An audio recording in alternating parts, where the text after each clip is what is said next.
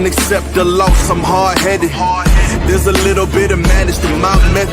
Many falling off that fine line that I'm treading. I risk anything to be great, and I'm not letting nobody rob me of my victory. Number one, that's what I'm meant to be. When by any means, only thing that makes sense to me, I can make nice or make history. I got that dog in me, yeah. Turn me up. Big energy, got the crowd going nuts. I got that dog in me, yeah. Any up. I take on anyone. I don't need a one-on-one. I got that dog in me, yeah. I'm talking all bite, no bark. I could rip your squad apart. I got that dog in me. So what's up? Yeah. So what's up? Yo. Nice. That was a pretty nice intro, man. Mm-hmm. I didn't know what intro was loaded in there, but that was a good intro, man. What's up, guys? What's up, everyone? Welcome to the Shady Sports Network New Year's Roundtable. Finally got us here. Finally got almost everyone. We still got quite a bit more. But it's grown so much since the last roundtable we had.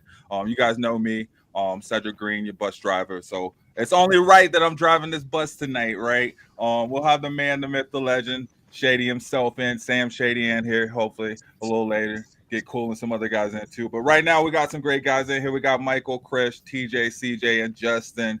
What's up, guys? What's up? Doing well. There we go. That's good night. Good night. It's gonna be a great night. Oh man, I'm hyped. We got you college guys, we got you indoor guys, we got you NFL guys, and we got Shady Sports in the house, right? The way we do it best. So man, we're just gonna, you know what I'm saying? We're just gonna go ahead and jump. Well, actually, you know what? Actually, let's go around the house and everybody just kind of, you know what I'm saying, say something real quick. Because like I said, we've grown quite a bit since the last time. You know what I'm saying? So definitely a couple more faces than what we had the last roundtable. I think, like 2-3 years ago, it felt like. So, Michael, I'll go ahead and start with you. Why don't you go ahead and drop something on us real quick? I'm just I don't know. I'm a loudmouth. I talk a lot. I'm very long-winded, as Justin and Cedric both got on fantasy football reports. I cover football. I cover the ELF, the LFA, CFL. I dabble in indoor. I like to watch the indoor. I do the NFL, college football as well. Basically, if there's a football involved, UFL, obviously, I'm there. So, I'm just excited for this topic and opinions and whatnot, and hopefully we can get through everything without Chris getting hot-headed about something. Hey, Chris, I haven't seen your face in like a minute, so I had to take. There you go. Hey, Chris, go ahead, Chris. Take it from there, man. Drop. Yeah, no, really excited for tonight. Got a lot of things on my mind, but I'm excited for sure. I love you, Chris. You know I'm fucking with you. Justin, how you feeling, man? I'm doing well tonight. I'm appreciating the warmer weather up here. It's pretty nice, and enjoying the sports weekend that's coming up with college football playoff championships, the NFL playoffs, some basketball, all kinds of stuff. I mean, I'm on the fantasy reports with Ced bandwagon too, and I'm just a huge, like everyone here, a huge sports nerd, and I enjoy talking sports. And ever since I joined the network, I've been happy getting to know you guys through the chats and doing the show with Ced. There we go. CJ, what's good, man? What's up, everybody? Been on one of Shady's other shows. My first time on this one. But yeah, I like Michael said, diehard football fan. Been doing it, playing, coaching. I currently coach college football. I also play indoor. So, I'm here to offer a unique perspective. There we go. It's badass. TJ, what's up, my dude? Oh, I think you're muted. Oh, no. TJ, you're muted, bro. Yeah. Better? There you go. There we go. User error. Hey. started off coaching arena football, and then had to take some time off after my kid was born. Sam hit me up about maybe coming on an indoor football show, and next thing you know, I'm doing the NFL report and writing articles and stuff, and just having a blast. Having a blast, and tonight's another night where we get to have fun, talk football and other sports possibly, and it's a great night. There we go. It's an amazing night, man. We got Shady Sports Network in the house, like I've been saying. So we'll go ahead and roll right into it. With this roundtable, we got some good stuff to cover. Surprisingly, this time of year, kind of mix it in. I think all the kind of the football leagues that we cover, they all kind of start to mix in and come together around this time of year. You start seeing people winding down and training camp starting up and leagues starting to being, covered and this and that. So I think it's a really good time to really come on it. So just going into it, I think something that kind of combines almost all of these leagues that we're talking, these starting quarterbacks in the NFL under 25. I know one thing I feel like I've been seeing Sam say a lot is that, it kind of feels, I feel like he thinks that, there needs to be a developmental league in the NFL for these starting quarterbacks. But you're starting to see it with all of these leagues pop up. And there's the man himself, Mr. Sam. What's up, bro? What's good, my dude? What's up, everybody? Welcome on. Super excited to talk to everybody tonight. I'm Woo, let's looking go. forward to this for like 3 weeks, right? Right. So, I mean, all that being said, so yeah, we'll just start off talking about the what you feel or what you think are a couple of your top NFL quarterbacks under the age of 25. So it kind of narrows that list down. You got guys like Jaden Daniels, CJ Stroud. You got guys like Bo Nix. You got guys like Brock Purdy still kind of right there teetering. You got guys like Drake May coming to life, right? You got guys, you're seeing it across the board. I think, a third of the league is quarterbacks under the age of 25 right now. So yeah, I just want to get your thoughts and see who are some of the top guys that you got your eye on right now. Maybe top 5, 6. It doesn't matter, 1 or 2, whoever it may be, but just want to see what you guys are thinking. So Michael, yeah, I'll just go ahead and start with you. I mean, I wouldn't be amiss to not start this off with Jaden Daniels. I mean, Right. I'm the resident Washington fan around here, and he's got excitement, steaming through this team, through this organization, through the fan base. I mean, let's face it, this dude has been cool under pressure. Something that we haven't really seen a lot from not just rookies, but also just second-year guys for that matter too.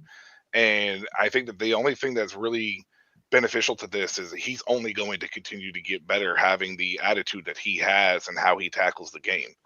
He does the VR stuff, the virtual reality stuff. He's there early, he leaves late. He's bought into Dan Quinn. He's bought into the system over there in Washington as a whole. So I think when you're talking about the top quarterbacks under 25, Jaden Daniels has to be either 1 or 2 on your list. I just feel like that's an automatic a go-to in that sense, just because of what he's already done as a rookie. Now, obviously, we've seen some people flame out in this situation before, but I feel like overall, he has probably got to be the most impressive that we've seen in the last 2 years, come into the league.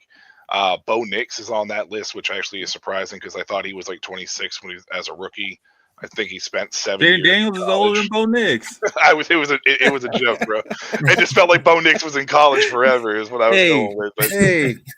But Bo Nix is obviously on that list, a guy that I didn't really honestly He's number expect. 1. If Jaden Daniels is number 2, Bo Nix is number 1. That's all. I honestly, well, I mean, I figured you Denver boys were going to go ahead and hop on that. I figured you and Sam were going to be all over that, And then we'll get CJ Stroud, I think would be in my top 3. Now. And now I do have to say, though, that I think a guy to keep an eye on is Bryce Young. I'm not a huge Bryce Young fan, but that dude had a good back half of the season. And if Dave Canellis and him are able to click and continue, and David Tepper keeps his ass out of the operations, I think Bryce Young could at least work his way into that conversation. Now, whether or not he gets there is a different story. But I think it's just somebody to keep an eye on for sure. Yeah. Cool. And then just to bring it back, guys, we'll do top 3 NFL quarterbacks under 25. Just to I reel saw it you in. put top 3 over there. I know. I was like, there's a lot of us. I was only gonna go with Daniels, but I saw you put top 3, so I figured I'd throw my other 2 in one there. fine too, 1 or 2. You know, it doesn't have to be. It doesn't have to be 3. Chris, you know, what are you seeing right now? Yeah, sure. So, Jaden, right? Number 1. It's undisputed. Kind of hard to argue that. Year 1 in the playoffs. CJ number 2, Bo Nixon number 3, and for me, Caleb Williams in number 4. I think Caleb Williams had done amazing things with a lesser offensive line than Bryce Young, in my opinion. So, we can make that argument all day, but I think those are top 4 easily. All right. Sam, what are you seeing right now? Who are your top guys? How old is Jalen Hurts? Are they still saying that he's 21? He plays like he's 21 sometimes. He plays like he's 45 some days. Oh, damn. Okay. I wasn't going to go that far, but last week against Green Bay. Oh man. What was it the week before that? What did he throw for, like 35 yards? He had 39 yards with 7 minutes left in the third quarter against Green Bay last week. That was awesome. That was really fun to see. Yeah, super great football past weekend, but we'll go ahead and talk about that. A win's a win. I'll take it for sure. Don't get me wrong, but I'm really excited to play Washington next week. At least that's what not next week. Sorry, week after next week, I should say. I guess we're still technically not the weekend, but yeah, if you're looking at top quarterbacks under 25, unfortunately Hurts is 26, so I can't throw him in there, but I'm definitely going to have to go with Jaden Daniels. I mean, I've said it all season long. I'm going to go ahead and say it here. If you've watched NFC Beast, I've been completely lauding on this guy all season long, but I'm honestly terrified that Washington has him on a rookie contract for the next 4 years, because if they're able to build a roster around him, Washington's going to be a team to beat in the NFC for a couple of years at least, until they have to pay that guy, because he's so damn good. He's so damn good. It's so much fun to watch him play too. Bo Nix, I like a lot of the stuff that he's done, but I mean, I definitely, given the fact that CJ Stroud is also on that list, I mean, I'm probably going to put Stroud 2 and the Nix 3, but I also have to eat some crow. I know Sed knows this very well. I have been saying all season long that the Broncos were overachieving and that they weren't going to do this well and that all this things. So, the fact that they were able to do all what they did this season with Nix, a rookie quarterback, but they were not able to do a thing last year with Wilson, who was a veteran, it's just unbelievable to me, honestly. A great coaching job by Peyton. And honestly, great job by Bro Nix. So, I mean, honestly, it feels like they finally got a quarterback that they can build around as well. So I'm really excited for the future in Denver. But, I don't think you can put anybody other than Daniels at number 1 right now. Can I touch on Bo Nix real quick in Denver, real quick before we get to I know that this – so I saw an interesting stat that the offense actually isn't any better under Bo Nix than it was the defense that has significantly improved this year, and that the only thing that Nix was better in was efficiency on third down, which was only by 2%, which I thought was very odd, because from my eye test, Bo Nix looks like he's been significantly better than Russell Wilson last year. But when you actually compare the numbers from the year to year, the offense actually wasn't much better. It was just the defense went from 22nd, 23rd, 25th to 6th, 7th, 4th, in the league. I think it's how it looks too, though. I think it's how it looks. Oh yeah, for sure. Well, last year was a lot of it was a lot of prayers and just throwing the ball up and hoping they got to people and missing people over the middle of the field. Granted, Bo Nix definitely had his share of overthrows and crazy passes, but it was. You saw consistency and, Marvin Mims catching the touchdown, in the last 6 games of the season, You saw consistency in Vele catching, every third down pass on almost every game of this, so I think it was more stuff like that. And then, I mean, Bo Nix had the best stats out of all the rookie quarterbacks. I'm pretty sure he had the most yards and the most touchdowns. I wasn't saying it as a knock towards Bo. I just thought it was interesting to see that statistic, Yeah. considering the fact that anybody you speak to when it comes to Bo Nix is going to say Denver's been much better under Bo. But when you actually take a look at the numbers really aren't like a massive improvement. It's slight improvements here and there, but the eye test passes it, and Bo has looked fantastic in that sense. So it's actually shocking to me to see that more than anything. But yeah. Anyways, I just wanted to bring that up real quick while you guys were talking about it. I thought it was an interesting stat. So You're all not right, wrong. keeping it moving. Justin, who are your top quarterbacks under 25? I mean, it's the same guys we all talked about. I think it's Jaden at 1, CJ at 2, and Bo Nix at 3. But I think we covered a lot of all the big talking points of why those guys are where they're at on that top 3. But I think my other takeaway is towards the end of the season, we'll see what they can build off of for into next year. But I think the 2 quarterbacks that are catching up and coming up on behind that 3 spot is Drake May and Penix Jr. I'd like to see a little bit more of what they can do with the new for Drake May offensive system coming in, and then for Penix, seeing if they give him the full keys to the car, and see what he can do with that offense next year. But I think it's kind of set in stone there. It's kind of hard to move any of those guys out of the top 3, but I was impressed by the Penix and May and what they were able to do towards the end of the season with what they had. There we go. I like that. Some new additions. CJ, who are some guys you've been looking at under 25? I mean, I'm not going to automatically put Jaden Daniels at 1. I mean, everybody seems to forget that CJ Stroud did this exact same thing last year. I mean, CJ Stroud was Rookie of the Year, Pro Bowler, I think he was top 5 in the league in passing yards. Like, to put Jaden Daniels automatically at number 1 after 1 year, I think you've got to have a body of work. Because it's not the best rookie, it's the best quarterbacks under 25. Now, he's in there. He's in that top 5 conversation. But if I'm looking at overall bodies of work, I mean, you've got him. I mean, you've got Stroud, who had a great rookie year. People are going to call him a game manager, but Brock Purdy's played in I was going to say, what about Brock Purdy? Playoff games. And it's not like last year he threw for 4,200 yards, 31 touchdowns, and 11 picks. It's not like he's been just a bum out here either. I mean, he's played in NFC championship games and on the verge of getting his team to the Super Bowl. And if I remember correctly, played in a Super Bowl. Yep. And then people may agree, disagree, whatever, but I mean, you still got guys like Trevor Lawrence, who just turned 25 and has played 4 years in the league. And you got a guy like Jaden Daniels, who just turned 24 and is a rookie. But I think he's got to be in that. If you're looking at just overall top 20 or top 4 or 5 guys under 25, I mean, Trevor Lawrence has led his team to the playoffs. Now, they didn't do anything, but led his team to the playoffs.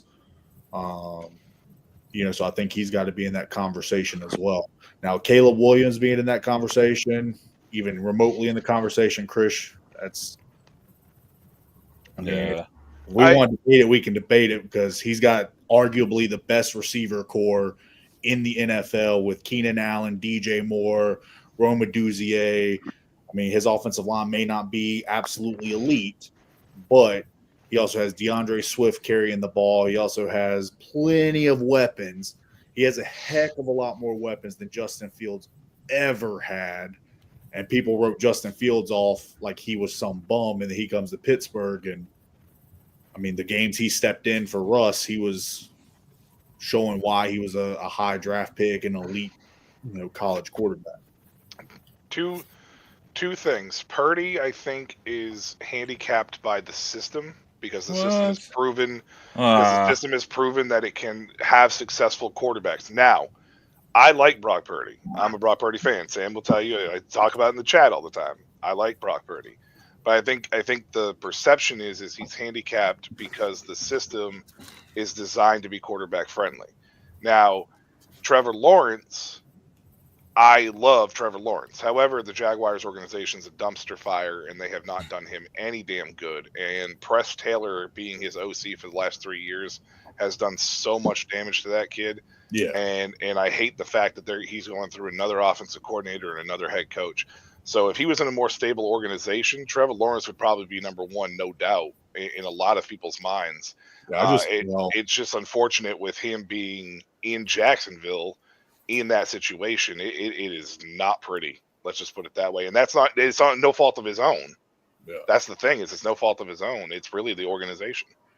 I hate the narrative about Brock Purdy because that's what they're all. I mean, the other part too. At the end of the day, this dude was the last pick in the draft. Oh yeah, I don't think he's a game manager. I'm saying like that's what the media's going to say and stuff. But Jimmy G had the same system, and his best year he put up 2,800 yards, and Brock Purdy put up 4,200. So for sure. But big difference. I'm not going to let this Caleb Williams in the top 4 conversation. Yeah, no, you put Brock Purdy over Caleb Williams? I put Brock Purdy easily. I put Brock Purdy left-handed. Brock Purdy after he blew his shoulder out against the Eagles. Brock Purdy throwing the ball blindfolded. Caleb Williams. Probably Sam Shady throwing the ball somewhere in there. And look, don't discount me. I'm just saying. I might be 35, but I still got it. Sam taking strays. A good player, I do, but what he's going to need, he needs a guy like a Ben Johnson. He needs a guy like a Kellen Moore. Like he needs a guy that can just speak to him and develop him, because he's never had that. I mean, he was with Lincoln Riley at Southern Cal, and it's a straight air raid, get the ball out, throw for 1,000,000 yards. Like he was never really taught the game, and unfortunately, the Bears are another example. Kind of like you were talking about with the Jags, of just one bad hire after another. Someone put it in our chat the other day that they've hired one NFL head coach with NFL experience since 1957. Like they just keep missing. Missing. All right, well, let's keep it moving. We got a lot with the Bears. Oh, sorry, go ahead. Let's keep it moving. We got a lot to talk about. We'll touch on the playoffs. Y'all can dump on the Bears all you want here in a moment. And I love it. It's music to my ears. Keep it coming. TJ, who are your best? Your 3 best quarterbacks under 25 in the NFL right now? I would be CJ Stroud first, for reasons that have already been mentioned. He's been in the league for 2 years now, got his team to the playoffs. A lot of people can say he had a down year this year, but I'm not one of those people that are instantly ready to point my finger at him, because there was a lot of injuries and a lot of different things going on with that team this year. So I don't pin that all on him. Primarily his offensive line hasn't been that great either. And then second, I'd pick Jaden Daniels, just because, instant game changer for the Commanders. I almost said the old team name. Oops. But the impact that any rookie quarterback has had on his team. Easily the biggest that I can remember for a while. And then third would be Bo Nix. And Bo Nix is interesting because early on it was kind of shaky, but he really came into his own as the season progressed, really showed that his ceiling has a potential to be very high. And, so that'd be my top 3, but especially with Daniels and Bo Nix, it's looking like the future is bright in the NFL with these two guys, because they're looking like they could be the real deal for a long time.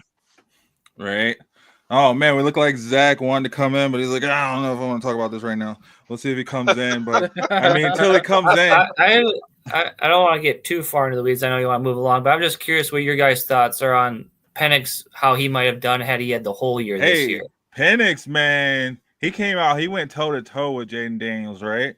They came out and he showed what he could do. And I'm looking at it from the point of view of like Drake London and Ray McLeod, because I had those guys, right? Bijan really started to take off once. And granted, it was the last couple of games. Maybe it did matter. Maybe it didn't matter, right? But I feel like first, I feel like Zach's having some issues, but I feel like Michael Penix, given a full offseason and given the reins to that team, I think he's seen and been able to take in enough from the sideline to go ahead and he's going to go off, man. I feel like we're going to see a second resurgence, almost like Ben Simmons, rookie of the year in the second season type campaign. I think so. Are any of you guys concerned that if he struggles at all next year, that he might be flipped back with Kirk Cousins if he stays there? No, I think it's his team moving forward. However, I think it's hard with Penix to really gauge a true understanding of what the upside is. He's looked great in a small sample size, but we're talking about a guy who's been on the bench, and you have seen backup quarterbacks come into games and tear up first team defenses because there's no tape on them, or they're not prepared for it, or whatever it may be. I liked Penix coming out. I was more excited for Penix than I am Caleb Williams, and I still am. Outside of Bijan, though, I'm not a real big fan of the weapons in Atlanta. I'm not a big Drake London guy. I think that he struggles to get separation. He's a great jump ball guy. But if they can find a way to get somebody in there that can kind of be a creator and get that separation, I think the sky's the limits for Penix. Injury history worries me the most with him, though. And that's probably my biggest concern. But other than that, I'm more excited for Penix than I am Caleb Williams. Yeah, I agreed. Okay, cool. So, yeah, man. I kind of wanted to sneak in the NFL playoffs too, to kind of touch on that. You guys want to talking about that for a little bit? I mean, what are our thoughts? What was your favorite game from Wild Card Weekend? TJ, I'll start with you. What was your favorite game? I mean, you start with the Pittsburgh guy who got destroyed by Baltimore. I didn't think about it. Hey, my team lost too, man. Yeah, my favorite game. Man, I was just happy to see the Broncos in the playoffs. I'll tell you. Man, my favorite game was the Steelers-Ravens game. There you go. Partially because I missed 90% of it because of my wife's work party, and secondly because it helped prove the point that Mike Tomlin should be fired. Oof. Anything else on that? You wanna keep going deeper on that? You look like you got some heat about it. Yeah, Russell Wilson. I say give him the floor, man. Justin Fields next season. I agree. Give the kid a chance. Steve, I agree with you on that. That is one thing I can agree with you on is Justin Fields for sure. Mm-hmm. For sure. I will say I think it's right for Pittsburgh to move on from Tomlin. However, they're not going to. And I'm also on the belief, because I came from such a shitty organization, or a fan of such a shitty organization for so long, that it's grown stale, but like y'all are still winning. Like it's so like until you get stuck 20 years like in a rut like Washington was, like you really honestly don't or Detroit for that matter. That's the levels right there though, right? That's the levels though, right? When you haven't been winning. Oh yeah, compared to like when you get to the playoffs and you lose, right? That's the differences. It is like a mediocrity hell because I still making the playoffs. Yeah, no chance they're going to win anything. Yeah, but then we get a crappy draft pick too. It's the worst of everything. Yeah, no, I agree. I agree, TJ, that I think it's time to move. It's probably for the best interest to probably move on, but they're just not going to do it. I mean, they've had 4 head coaches. I was going to say, who do you move? See, that's a whole other topic in itself right there. Sam, who was your favorite? What was your favorite game from this weekend? And don't say that Eagles game, please. No, it definitely was not the Eagles game, man. That was rough to watch as an Eagles fan. Are you kidding me? We like Michael said, 39 yards in the first half. That was disturbingly bad. You won. 7 minutes left in the third. he had 39 yards. Yeah, exactly. bad, I man. mean, whew, don't You even get me won. started. No, honestly, I think it was that Monday night game. That was probably one of the better games of this playoff series so far. And honestly, I hope it gets a lot better from here. The Rams Vikings game. Yeah, a little bit. Seriously? Man, the Rams just molly. Okay, well, hey, Okay. Hey, everyone's got their takes. yeah, Hey, right. hey, hands up, That's what we're here fine. for. That's what we're here for. Justin, It was what was you? Well, go ahead. It was Sam. the least exciting football, a little bit. Yeah. Okay. If you're a Rams fan, sure. Not if you're a Vikings fan, though. They probably. Oh, hate believe me, I've heard it all being up here at that Vikings game. They're not happy. it. What was your favorite? I mean, I imagine that was probably your favorite game too. No, it wasn't the Packers getting smashed by the Birds. It wasn't the Rams getting their revenge, or not revenge, but just doing the bludgeoning on the Vikings. Mine was, I had my robe on. I was all comfortable, sitting there, night football, just eating my popcorn, watching Commanders do their work on the Bucks. That was my favorite game. Fun game. That was fire. I was hooked the whole time, start to finish. Mm-hmm. I love that game. There we go, CJ. What was your favorite game, man? So unfortunately, I was doing a lot of traveling this weekend, so I did not get to watch a lot of the games. Kind of watch highlights. Do have a couple points. Hated the fact that the Bucks lost. Yeah, one of our kids that I coached the last 2 years is a receiver for the Bucks. So he actually who was it? Cam Johnson. What? He actually came back to town today, so we got to see him for a little bit. He is Because they're out of the playoffs. Yeah, so we kept joking with him. He was going to Cancun. He said, "I don't make enough money. I was undrafted." But I had some intrigue for the Steelers game. I mean, I think people claiming that Tomlin should be fired is, at the end of the day, being on the other end of that, like, I'm a Panthers fan, so I've had my lean year. But I also remember when we went 15-1 and went to the Super Bowl, and the next year we go 7-9. Everybody's calling for Rivera's head. Yeah, man, the Broncos just knocked the life out of you guys. Yeah, like so. Good but there is just something, taking your digs while you can, said. Yeah, there is something. Look, at least we didn't lose 43-7 in the Super Bowl. But at the end of the day, like being a coach and stuff, consistency does matter, and it's not all on him when it comes to the fact that he has, as someone said, a JV roster. I mean, some of that comes from higher ups and people making decisions that unfortunately are above his pay grade. But I do agree, Russell Wilson, not the answer. But you can't tell me going 19 years without a losing season in the highest level of football should mean that you get fired, especially when you've won a Super Bowl. Like, there's coaches that previous coaches, players, organizations that haven't even been in a Super Bowl. Like, so I don't know. I'm impressed with their team for like where they like draft every year. They're not at the back and they're not at the front. They're just in that middle of the road, and they're still making a roster well enough to do as well as they do year in and year out. I mean, if they found themselves a legitimate quarterback and went and spent money on a receiver, that actually cared, not George Pickens, then they could be a dangerous team. I mean, you look at the formula they had for a long time. It was Big Ben throwing to AB, handing the ball off to Le'Veon Bell. That was all during the Tomlin era. Yeah. So obviously they are capable of having Hall of Fame caliber players there. But, right now they're front loaded everything on defense. And, that's how they're winning games. They don't care if they win 7-3. But that's the culture that Tomlin's built there.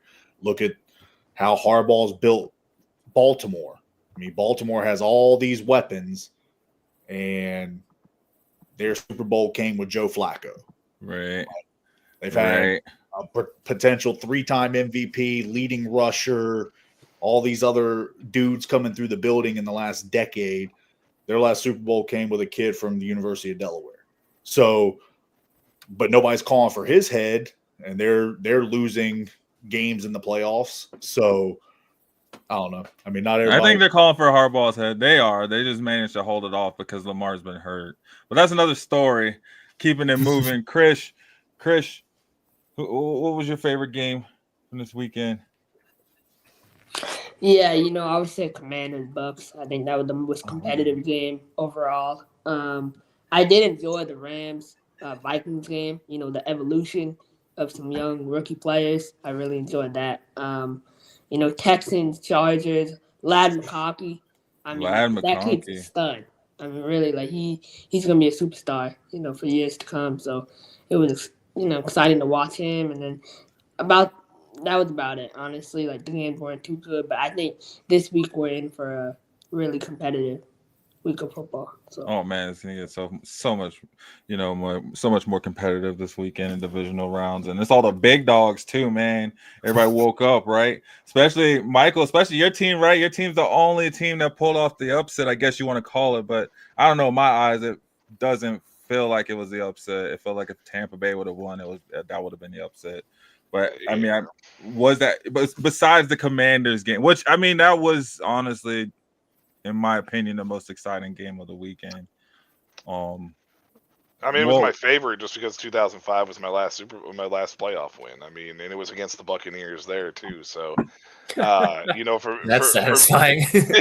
So and my best friend, I was the best man at his wedding. He's a Bucs fan, so it was even more sweeter. On top of that, I got to talk to him. But no, honestly, that Texans Chargers game, I think was probably my second favorite game. It primarily wasn't. I was rooting for the Chargers because I'm a Herbert fan. I like Justin Herbert. I think that he was done dirty with the coach that he had before, Jim got there. I think Brandon Staley was probably hands in. Sam has heard me go off about Brandon Staley for the 2 years that he's known me, and I think he was the worst head coach in NFL history, or one of the worst head coaches in NFL history, probably right up there with Hugh Jackson. It was pretty bad that Herbert's career had to go through him for a few years. So, but CJ Stroud doing his thing, and I'm happy for DeMeco Ryans. I really like DeMeco Ryans as a player. He did some wonderful things as a coach. I like CJ Stroud. I think he breaks the Ohio State mold, and like I told Sam, the other day, dude is gonna be elite. If you don't put him in the elite category now, he is going to be elite. It's going to happen. So that was probably my second favorite game. I always enjoy watching Josh Allen. Not to take a dig at you said, because I'm sure that burns, but it's always fun watching Josh Allen. But I'm also a big James Cook fan. So he went off, man. It was just like, what are you guys doing? Do you not see this guy running the ball? I don't know, man. I think our defense forgot to go to Buffalo, go out there for the playoff game. Whatever. To be fair, it was probably cold as shit. So it was probably cold as it was all windy out there and shit. It gets cold out here too. It was like 60 degrees today. It was sunny, so we ain't too used to it. So this weekend it's supposed to be terrible, though. I know it's supposed to be freaking cold as hell this weekend. But anyway, it's supposed to be snow games. Snow games. Speaking of snow games, which just has nothing to do with it, just to keep it moving. We could probably talk about so much stuff, right, all night, right? I'm going to talk about these NFL bottom dwellers. These guys, the first, top 5 picks in the draft, top 10 picks. Which bottom dweller in the NFL do you guys think has the brightest outlook? I'm talking about guys like Cleveland, Tennessee, the Giants, the Patriots, New Orleans, teams like that. Which teams do you think, maybe a couple pieces away, or maybe, just kind of like a draft pick away from being right there with it and to win it? So we'll kind of switch it up. Well, what I'm saying, TJ will start, or Justin, we'll start with you, and then we'll go. Okay. Yeah, man, we'll let you go first. Take that light, bruh. Yeah. It really depends where this coaching carousel lands, because I think a lot of where direction some of these teams go depends on who they bring in and what people they bring with them, and what kind of philosophies and cultures they're going to instill on these organizations, and what direction they go. Like, I haven't been following too much of the college football this year, which I'm looking forward to hearing your guys' takes and whatnot. Right, we gotta get to that. Yeah, and I think depending on where some of these top guys land could affect the trajectory of these cellar-dwelling organizations for next season. Because if they make the proverbial wrong pick, it could set them back another 3-4 years. And if it works out for them, it could take them off for a turnaround season next year.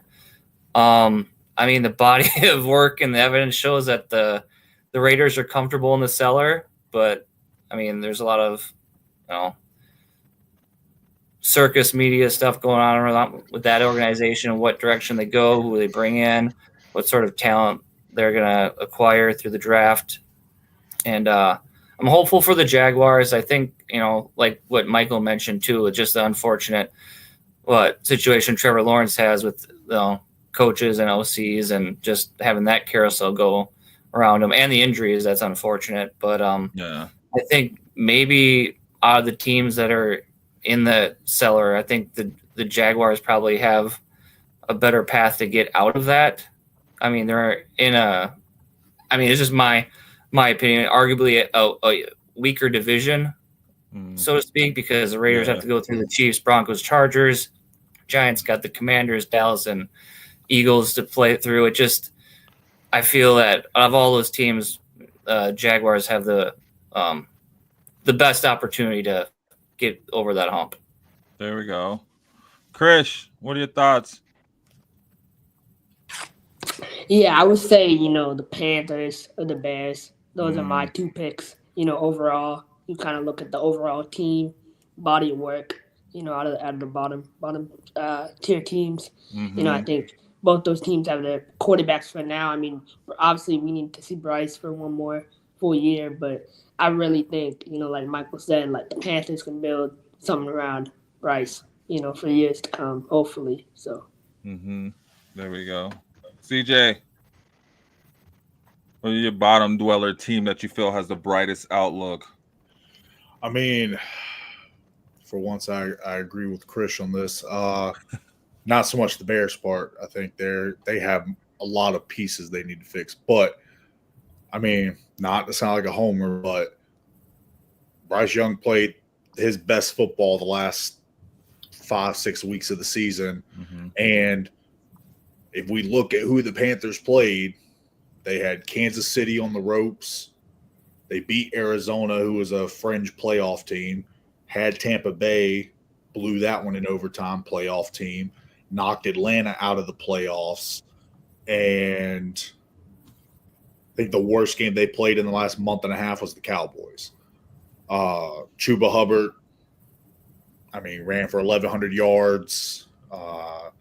Adam Thielen did his thing. If they can beef up the defense and land one of these 4 blockbuster trades that are trending on Twitter right now, I think they could be in a much better situation. They're linked to Garrett Wilson and DK Metcalf and Deebo Samuel and guys that could really come in, and at that point it'd be better than spending a first-round draft pick on a young guy, because all those guys are more so Wilson and Metcalf. But, those guys are young in their career. You get a proven guy, but if not, bulk up the defense a little bit. J.C. Horn had a Pro Bowl season, and the Panthers did and lost Derek Brown like week 1.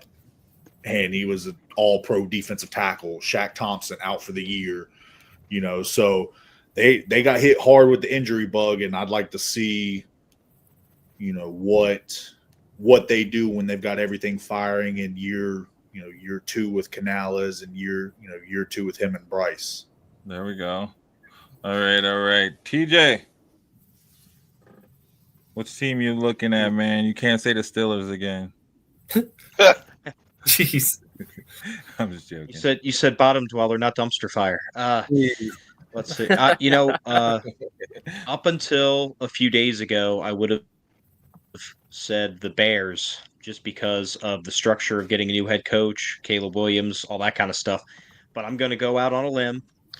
I really like Mike Vrabel as a head coach. So I'm going to say the Patriots are in the best hands. Just because technically he's already done it once with Tennessee. And being a former player, part of one of their dynasties, everything else, Kraft is going to trust him just like he did Belichick. So he is not going to start to get handcuffed with decisions or different things with player personnel being taken away, like what started happening in Tennessee towards the end of his head coaching time there. So I think Mike Vrabel and the Patriots are going to turn it around. I hate to say that as a Steelers fan, but in Mike I trust. So the Patriots felt too, right? They interviewed like 50 people in like 4 days without anybody knowing. They're like, Mike Vrabel, you're our guy. Keeping it moving. Michael, did you give us your bottom dweller team already? I have not. And I'm going to look at this differently. I am not thrilled about Chicago. I am not thrilled about New England. And I am not thrilled about Cleveland. And primarily the reason why I'm not thrilled about those positions is because for Chicago, they've been on this ridiculous cycle of bringing in quarterbacks with a lame duck coach, firing them after a year, bringing in another coach that didn't draft or bring in the quarterback that was there before. So you got to remember, whoever's coming into Chicago didn't draft Caleb Williams. So unless you're going out of your way to go get a guy who wanted Caleb Williams, you are doing this in the same cycle that you did with Justin Fields, that you did with Mitchell Trubisky. And both those guys have proved that they could win. If Trubisky brought the team to a playoffs, Justin Fields had that team. That team did better, with less talent last year than they did this year with more talent. And Justin Fields was the quarterback. So, those situations I am not thrilled about. In New England, I'm not thrilled about because Drake May is a rookie quarterback, and you're already giving him a new offensive coordinator. You're giving him a new head coach, and that does not vie well in the NFL. And if there's anything that I have been hammering home with Sam a lot in the chats, is the NFL's developmental problem at quarterback is directly linked to coaches and not giving them enough time. Like Josh Allen's not Josh Allen if he doesn't have, his head coach up there for as long as he's had him. Like, let's be honest. Josh Allen would have been out and done, and it would have been over with. So Sean McDermott being up there for as long as he did, you're buying into the system. Now, the three teams that I am keeping an eye on is Jacksonville, only because Trevor Lawrence, I think, is above his coaching staff at this point. He just needs an offense that can work around him. Carolina, I agree with you, CJ. I think Carolina is actually in really good shape because I think they have a head coach who buys into Bryce Young. That's the reason why he got benched. A lot of people thought that Canellis was not a fan of Young, but I think he actually was. I think he was doing it as a message like, hey, we need better. We need more from you. You need to be a leader. And I think Bryce Young stepped up to it at the end of the year last year. And I'm going to say Tennessee. Tennessee, if Cam Ward hits, and Cam Ward is the guy that that a lot of people think he can be. Look what Jaden Daniels did with Washington, and look at the talent around Washington and where they are. Now the question is Brian Callahan that guy? If Callahan is that guy, and he believes in Cam Ward the way that all the reports that I'm seeing and reading about, then there is a possibility that if Ward buys in and does what Jaden Daniels did, that Tennessee could turn it around next year. That AFC South is wide open. It's the same with Carolina and the NFC South. It's wide open. So Tennessee's could be one piece away. I mean, I know it seems weird with the 2 wins that they had this year, but maybe if they get stability at that quarterback position, Cam Ward takes off and brings Tennessee into a position where they possibly win the division or hit the wild card spot like Washington did. There we go. Is that you get a buzzer? Did I say something wrong? Like that's a wrong answer? Fuck. Yeah, I don't see it for Tennessee personally, but that's just me. And that was not supposed to loop. I apologize. Sam, you might as well tell us, man, who's your bottom dweller? And actually, tell us your bottom dweller team, and then we're gonna jump into a promo after that. Did Krish get his? Did you? Yeah, you got yours right. Yeah. Okay, cool.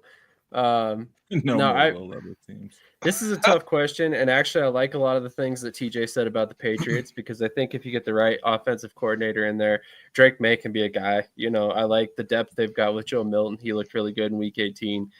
Mike Vrabel has built a winner out of a dumpster fire before, so it wouldn't surprise me if we see a lot of success there with the Patriots over the first couple of years he's there. But I'm gonna go against my gut here and say the Jaguars. I really think that the Jaguars with Trevor Lawrence, for a lot of the reasons that Michael said earlier, you get him with the right offensive mind who can build a scheme around him, who can get him an offensive line and some talent. I really think that team could be talented. I really think they could be good. They got some solid wide receivers this year that played pretty well, but you got to keep him healthy. So that's the first thing. Even though you want to let him run around the field all the time and stuff like that, and go and make plays that are off schedule, you kind of have to protect him as well. So I keep hearing that Joe Brady's going to be the guy there. So that'd be an interesting mix with Trevor Lawrence. I think that makes a lot of sense given what he's done with Josh Allen in Buffalo. So if that's the guy, or if Ben Johnson's the guy, or even Liam Cohen, who's done some good things down there with Baker, maybe you can find some success there in Jacksonville. I hope so, because they've been so bad for so long. I know they had that one good run with Blake Bortles a couple years ago, but that seems like forever ago now. Well, they won a playoff game 2 years ago. Right? They beat the Chargers. They came back on the Chargers. They came back and dominated the Chargers. Yeah. we do not forget. The Jaguars have always been a piece away for the past 5 years. This is how they turn out. Isn't that true? Yo, so I think my bottom dweller team, I like all of those. Yeah, I think honestly, I think it's a bright outlook for the NFL for the next 5 years. We're gonna see it kind of swing back towards the way of some of these teams, especially. I mean, it's crazy because on one hand, I don't know. To me, it feels like there is a quarterback development issue, and then on the other hand, it feels like we're about to get an influx of quarterbacks. We have too many starting quarterbacks around. It's definitely a developmental problem. Yeah, but yeah, I would say my team. I'm going to say New Orleans, man. They're in a weak division. They kind of have their quarterback. They kind of don't. They have a couple. Same thing. Same thing. They have their receivers. They have. They gutted their defense, but they still kind of have pieces in place. I feel like they have a good chance to come back and do some noise a lot sooner than some of those other teams, just based off the divisions that they're in and who they have to go up against. I mean, you got to face the Bills twice a year. You're not making it too far, man. You got to face Miami too. On top of that, you're not going to go too far, right? You're facing in Chicago, you're facing the Lions and the Packers twice a year. You're not going too far. And the Vikings twice a year, so I just feel like, yeah, they got some hard teams to go up against. So like the Jaguars, they have a weak division. I think that'll help them. Yo, guys, so I was thinking what we do is we take a quick promo break really quick. We got a minute promo in here, actually. Take a little longer one, get some water, you know what I mean? It's an energy one, so it'll be good. It'll be good to fit it in. And then when we come back, we'll get started into this college football. So jump into some of you guys' bright spots or fun topics, whatever you want to call it. So, we'll come back and we'll get your thoughts on the college football playoffs and the NIL. So all you guys watching, you tuned in to Shady Sports Network. The New Year's Roundtable. You see us. We're out here getting it. You see all of our shows. It's fun to have us together. So many of us on the screen. I can't even see on the screen. There's so much going on. And yeah, Chris, we'll get to that for sure. Those rankings. But yeah, after we come back from the promo though, we'll get to college football, and then after that, we'll move on to indoor football. So. We got a couple more topics for you guys tuned in, so stay tuned in. Thank you for watching. Like I said, you're watching the Roundtable. Don't forget to hit that like button. Please share, and we'll be right back. So we'll see you guys on the other side.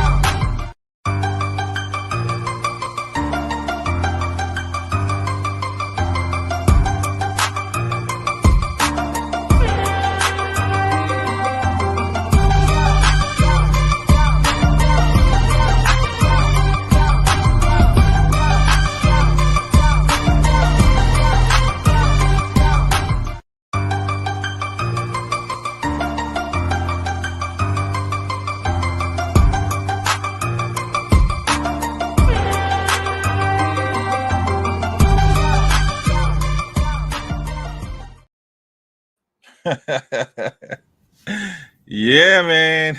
Was not sure what to expect on that one.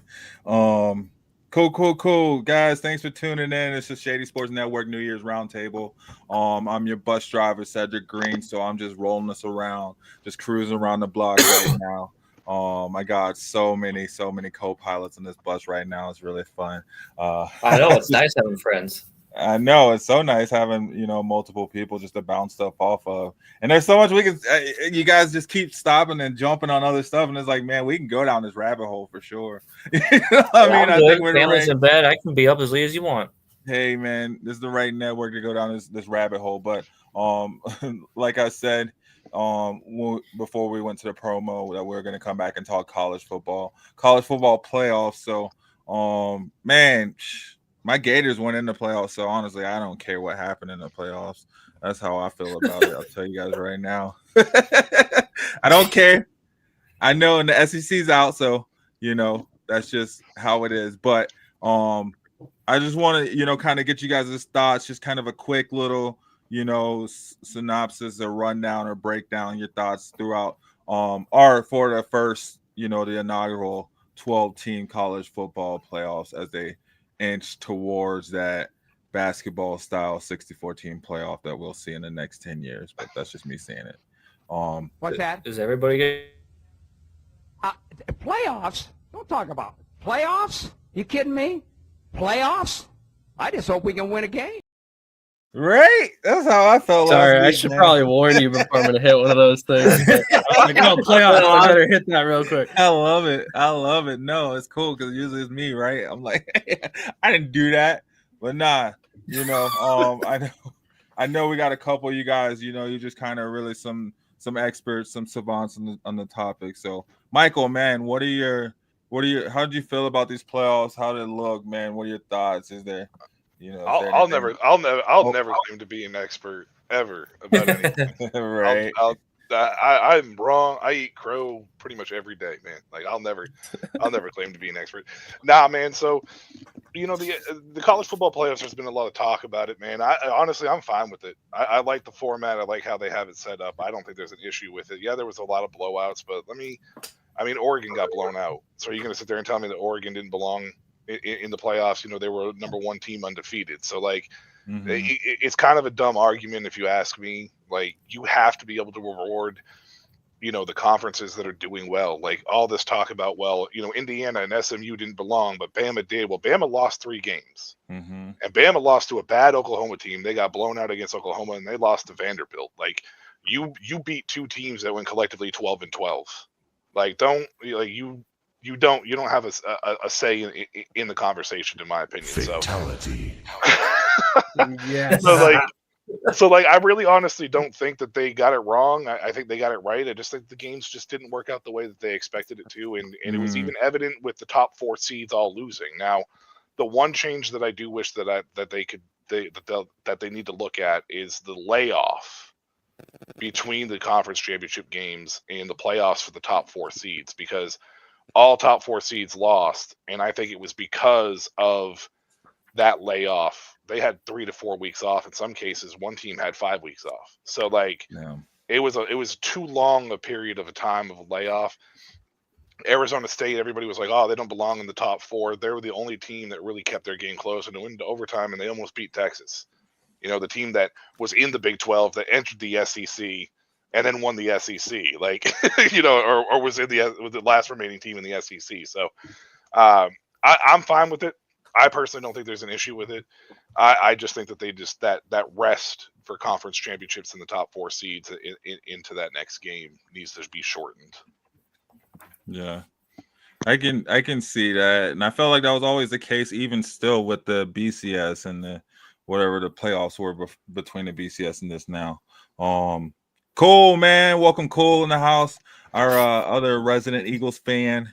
We'll leave that at that. But cool, man. What's up, bro? It's good to have you in. We're talking about the college football playoffs right now. I don't need to say anything. I completely agree with Michael. 1,000% actually. Wow. I know everyone in here is surprised, but I completely agree with It's always a surprise when you guys agree. Right. Well, shoot, man. Keep it short and simple. That's how I like it. CJ, what are your thoughts, man? But see, I just want to say that's not what she said. Oh, hey, where's the snare and the cymbal? Hold on. I mean, the college football playoff has some things to work on. Like Michael said, cut down the downtime. I mean, you know, what people don't see is these dudes that are playing the national championship game on Monday, they're starting their second semester. Like, you know, and then you think about the trickle down effect. So most teams at that level are starting spring ball in middle February. So now what, you're playing the national championship game January 20th, you got to give them some time off. So now what? Now you're pushing back spring ball, which means you're pushing back this, which means you're pushing back this.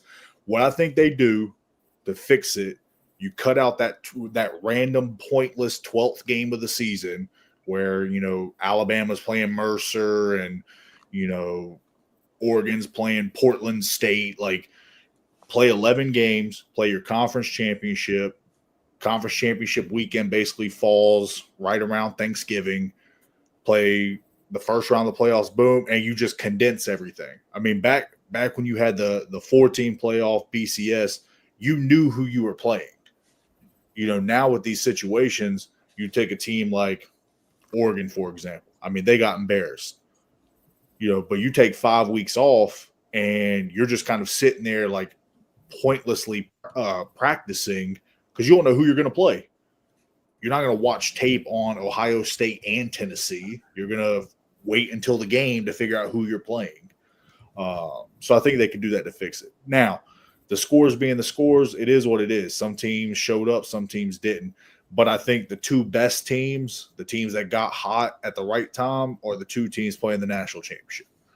And I know we're not talking about picks and things like that, but I have the kicker at Notre Dame I coached when he was in high school, so I'm pulling for Notre Dame Monday night. So, man,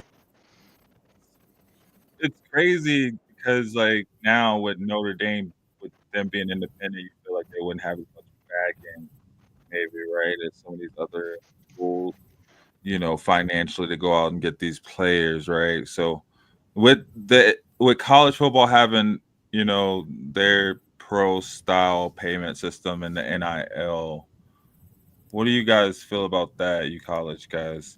I have a lot of thoughts on it, and I'll be honest with you. I think it's great for college football. I know a lot of people don't agree with me on that front.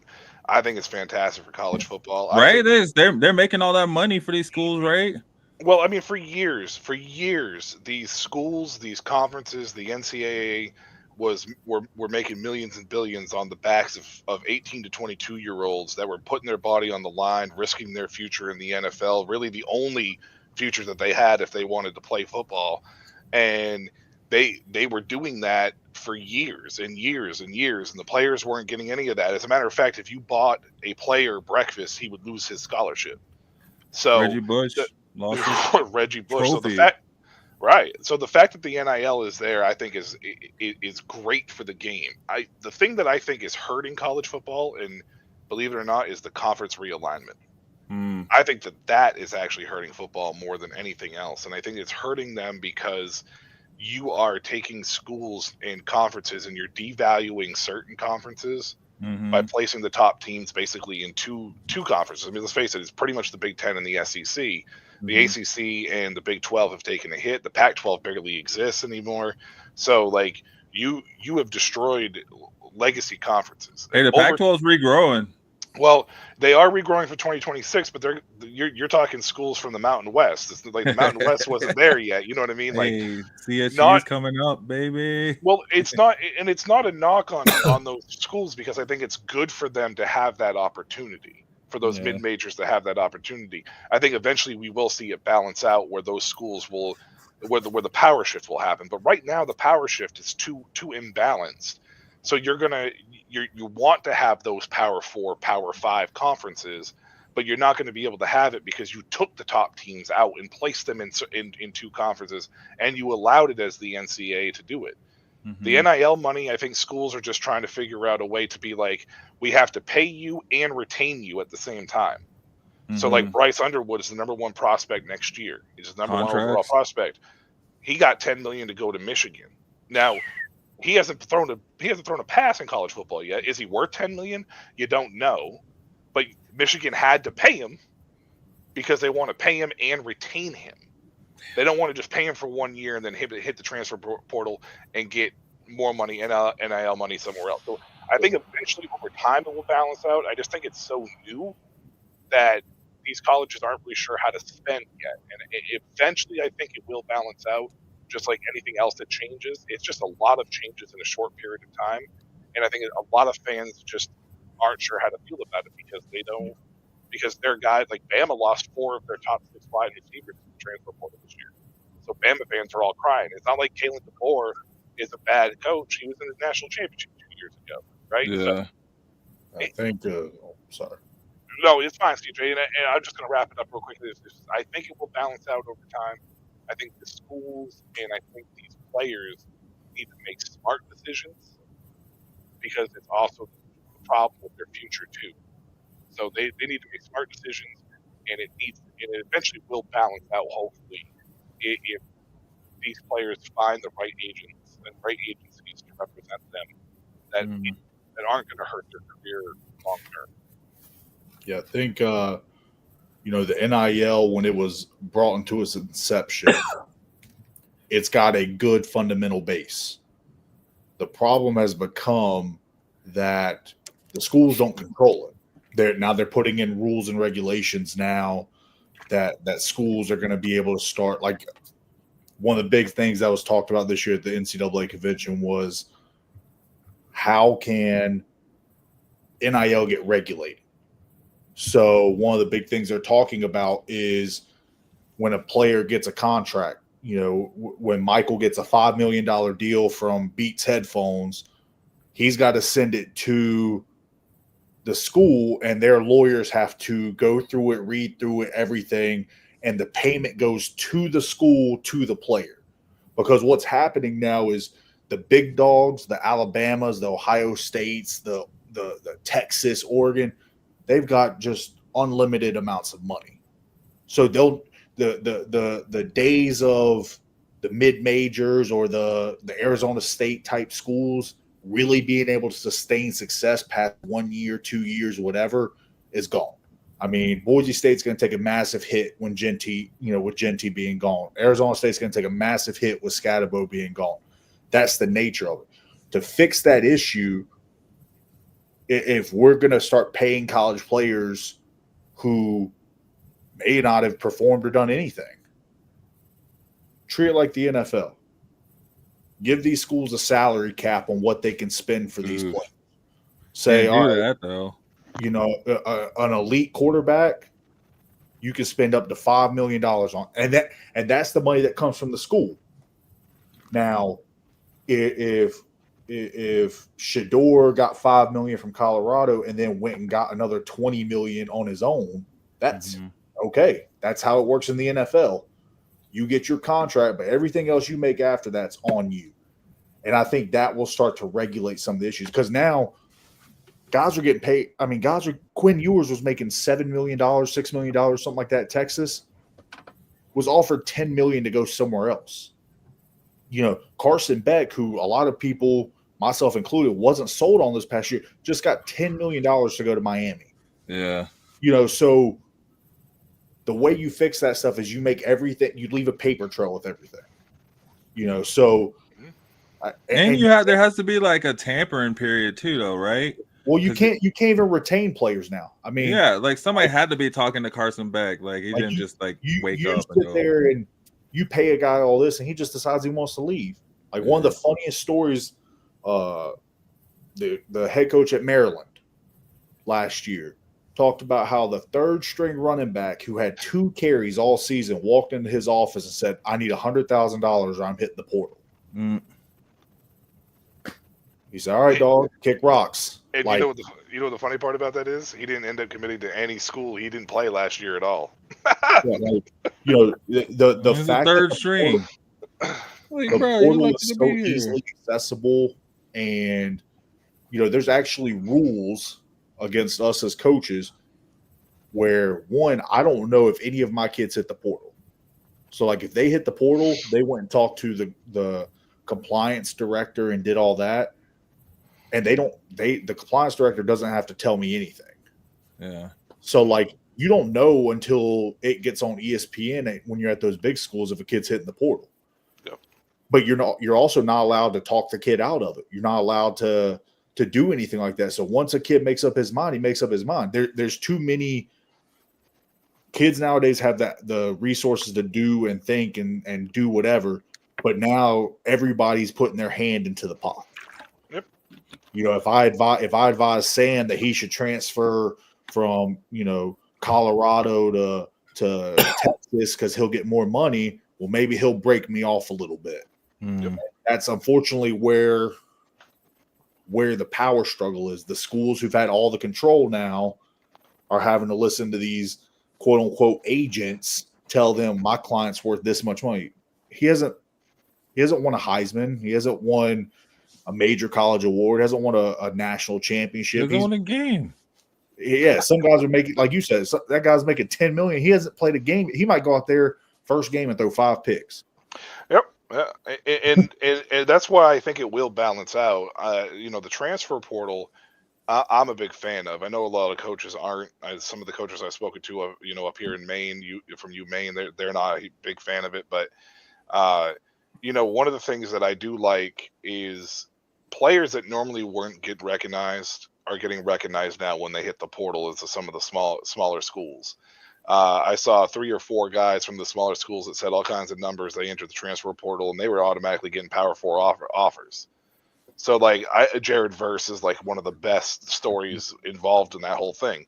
So I think the transfer portal is good for that. But the NIL, they need to find a balance, and it needs to happen because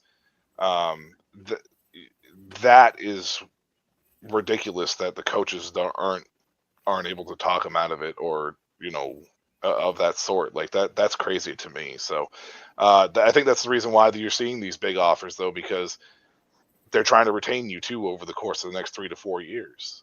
Like Bryce Underwood for $10 million, like that's a 4-year offer in my opinion. You know what I mean? Like that's not that $10 million is not a 1-year deal. Like we want to retain you. So I mean, we're basically at the point, like I coach at a D2 school, and like it's almost like we're a junior college. I mean, guys come in, they have some success, all of a sudden, there's someone, and they do it so subtly. The coach at this school hits up your high school coach and says, "Hey man, can you reach out to the kid? Tell him, like, hypothetically, if he were to hit the portal, just know that he'd get $40,000 from us over here at insert school name." But that's been going on for years, but now coaches can put numbers on it and they don't get in trouble. Where it used to be, hey man, there'll be, what was a guy's name at Tennessee, had the McDonald's bag full of cash. Like, it's always been going on, but now it's just out in the open. I mean, we just had a receiver who somehow benefited from all 3 local NCAA or newer NCAA rules: COVID waiver, the JUCO rule, and NIL, and transferred up to Stony Brook. Like, he just literally was able to catch every single thing across the way. But I mean, I think the portal is good for the right reasons. I mean, 8,000 kids being in the transfer portal. I mean, and now they're cutting rosters at the Division I level from 125 to 105. And then it's just there's not enough space. Dang. I got a question for you guys too, since we're on this topic. Do you think there needs to be some sort of year length with those contracts? I mean, you give a kid $10 million. Should he have to commit for a year, 2 years, 3 years, or is it just he gets $10 million? So technically, when they sign the way the system used to be set up you'd sign your scholarship. You were locked in for 1 calendar year. Now, because of all this free flowing and you can be there for 2 weeks. Man, I just saw something. Guy transferred from UNC Charlotte to Florida. Thought he was going to start over DJ Lagway. Deshaun Purdy. Yeah, was there for 2 weeks, already hit the portal. Like Jonte Cook. Yeah, it's just at the point now where like the only way you're going to get him is like exactly what you're saying, Sam. You've got to basically go back to what I said, make it like an NFL contract. You want $10 million, you've got to sign a 2-year deal. But doesn't that go both ways too, though? What if they suck? Right. But it's just like in the NFL. I mean, how many guys get overpaid and then don't perform? I mean, you got to treat – if they want to be pros, then they got to be pros. In the NFL, if your head coach gets fired, those guys don't get to go to another team unless they're traded. They're stuck on that roster. They have to ride it out and figure it out. If they want to be pros and make money like the pros, they need to be playing by pro rules in that sense. And you've got to sign a 2-year deal, 3-year deal, 4-year deal based on what the money is. You breach your contract, you're now a free agent, and you have to figure out what you're doing next. Yeah. I think that's ultimately it may not be the best way and it may not be the most liked way, but I think that eliminates the guys like what was his name? There was a guy that played at he's been at like 6 different schools in 6 years. He's literally just changing schools every year. What are you doing? Like, you're not building camaraderie with your teammates. You know, you're hurting your draft stock because obviously something's going on for you to change schools every year. And it's not like you're going from mid-major to Power 5, you know, staying at the power. You're going mid-major, mid-major, mid-major, mid-major, mid-major, Power 5, mid-major, mid-major. Like, right. At what point is enough enough? You know, who's that? If your school drops the football team, or they drop your major, or you have a family issue, that used to be when I was in school, heck, 7 years ago. That was the only way you could transfer and not have to sit out. Your school had to drop the program. Your head coach got fired. Your school dropped your major, or you had say I lived in North Carolina, but I was going to school in New York. I could transfer back to North Carolina if there was a family issue. But now I look at you wrong and guys hit the portal. Portal time. And I think a lot of those that do the portal hopping, though, are hurting. They're hurting their future. Like, they're getting the instant payoff now for whatever it may be, but they're hurting their future overall because they're not going to get drafted. Like, A.J. Hall comes to mind from Alabama, that wide receiver. I mean, he bounced all over the place. He just committed to Sacramento State. Nobody cares about this dude. Like, he was a borderline 5-star recruit. Yeah, people were comparing him to Julio Jones, like, coming out of high school because he had similar stats, similar size, similar play style. Transferred out of Alabama after 1 year, and then we have no clue what happened with him from there. So he's pretty much ruined himself in that sense. So there is an upside and there is a downside to it, and I think that's where the players need to be smarter with it too. You know, as far as a contract is concerned, yeah, I think that's probably where we're headed, but I think we're going to see the money numbers come down first before we get to that point, because I think these schools right now, like I said, are just overspending because they're trying to get a feel for it. To try to retain guys, as well as pay guys what they're worth for their like and image situation. So, do you guys feel like there needs to be rule changes to Yes, absolutely. So, kind of going off of what Michael said, like Ajay Hall, right? Alabama, Texas, transfers to University UCF as a walk-on, goes to jail, right, for a couple months, and now he's back. So he's still getting D1 looks. Well, he's with Sacramento State at FCS now. It's still crazy that a guy like that, after being out of football for a year, is still gonna get a chance like that. But for me, it's I look at the overall picture. So a couple of examples: Luke Kromenhoek, Florida State, right? He hasn't shown me anything to warrant that he's worth $2 million to transfer to Mississippi State. They have Blake Shapen, a quarterback who started with Baylor. You're telling me that he's going to start over Blake Shapen is crazy. That's madness to me. Another guy I use is Tate Rodemaker. Look how good he looked last year. But he was a product of his system. He goes to Southern Miss, and he looks like trash. And now he's going to hit the portal again. He probably will go FCS, maybe even D2, who knows, right? Like, there's so many guys I can go on and on. Bo Prabula from Penn State transferred to Missouri, $1.7 million. Like, you're paying these kids off of potential, and they don't have any time. Like, even the recruits, right, coming out of high school, they don't have time to develop because they have to be good right away because you spent all that money on them, right? That money adds extra pressure. And it takes away the development too. So they need to change it. Like, I agree with CJ. I think the cap needs to be 3 to 4 million, right, to balance it. And schools will really have to think, okay, I'm not going to spend $700,000 on a Micah Hudson, right, who now all of a sudden not feeling well, can't practice with the team, because he had mental health issues. Or I'm not going to go out and get like Kentucky. Kentucky, they signed a quarterback, Barack Vandegrift, right? Signed him to a multi-year, gave him a ton of NIL money, and now he's retired from football, right? Like, you need to hold these kids to a standard, and I think it's just the world we live in, right? Kids are soft nowadays, but you got to figure out a way. Well, So they still get all that money even if they retire? Sorry, whoever I called. Yeah, no, they do. I mean, to be fair though, we're not talking about kids. Like, we're older, Well, Chris, they're like your age, like 18 to 22. I mean, they're adults at that age. Like, a lot of kids get kicked out. They go to school and stuff, and a lot of them are putting, like, especially when it comes to football, like, you're talking about a multi-billion-dollar machine that was literally making money off the backs of these guys.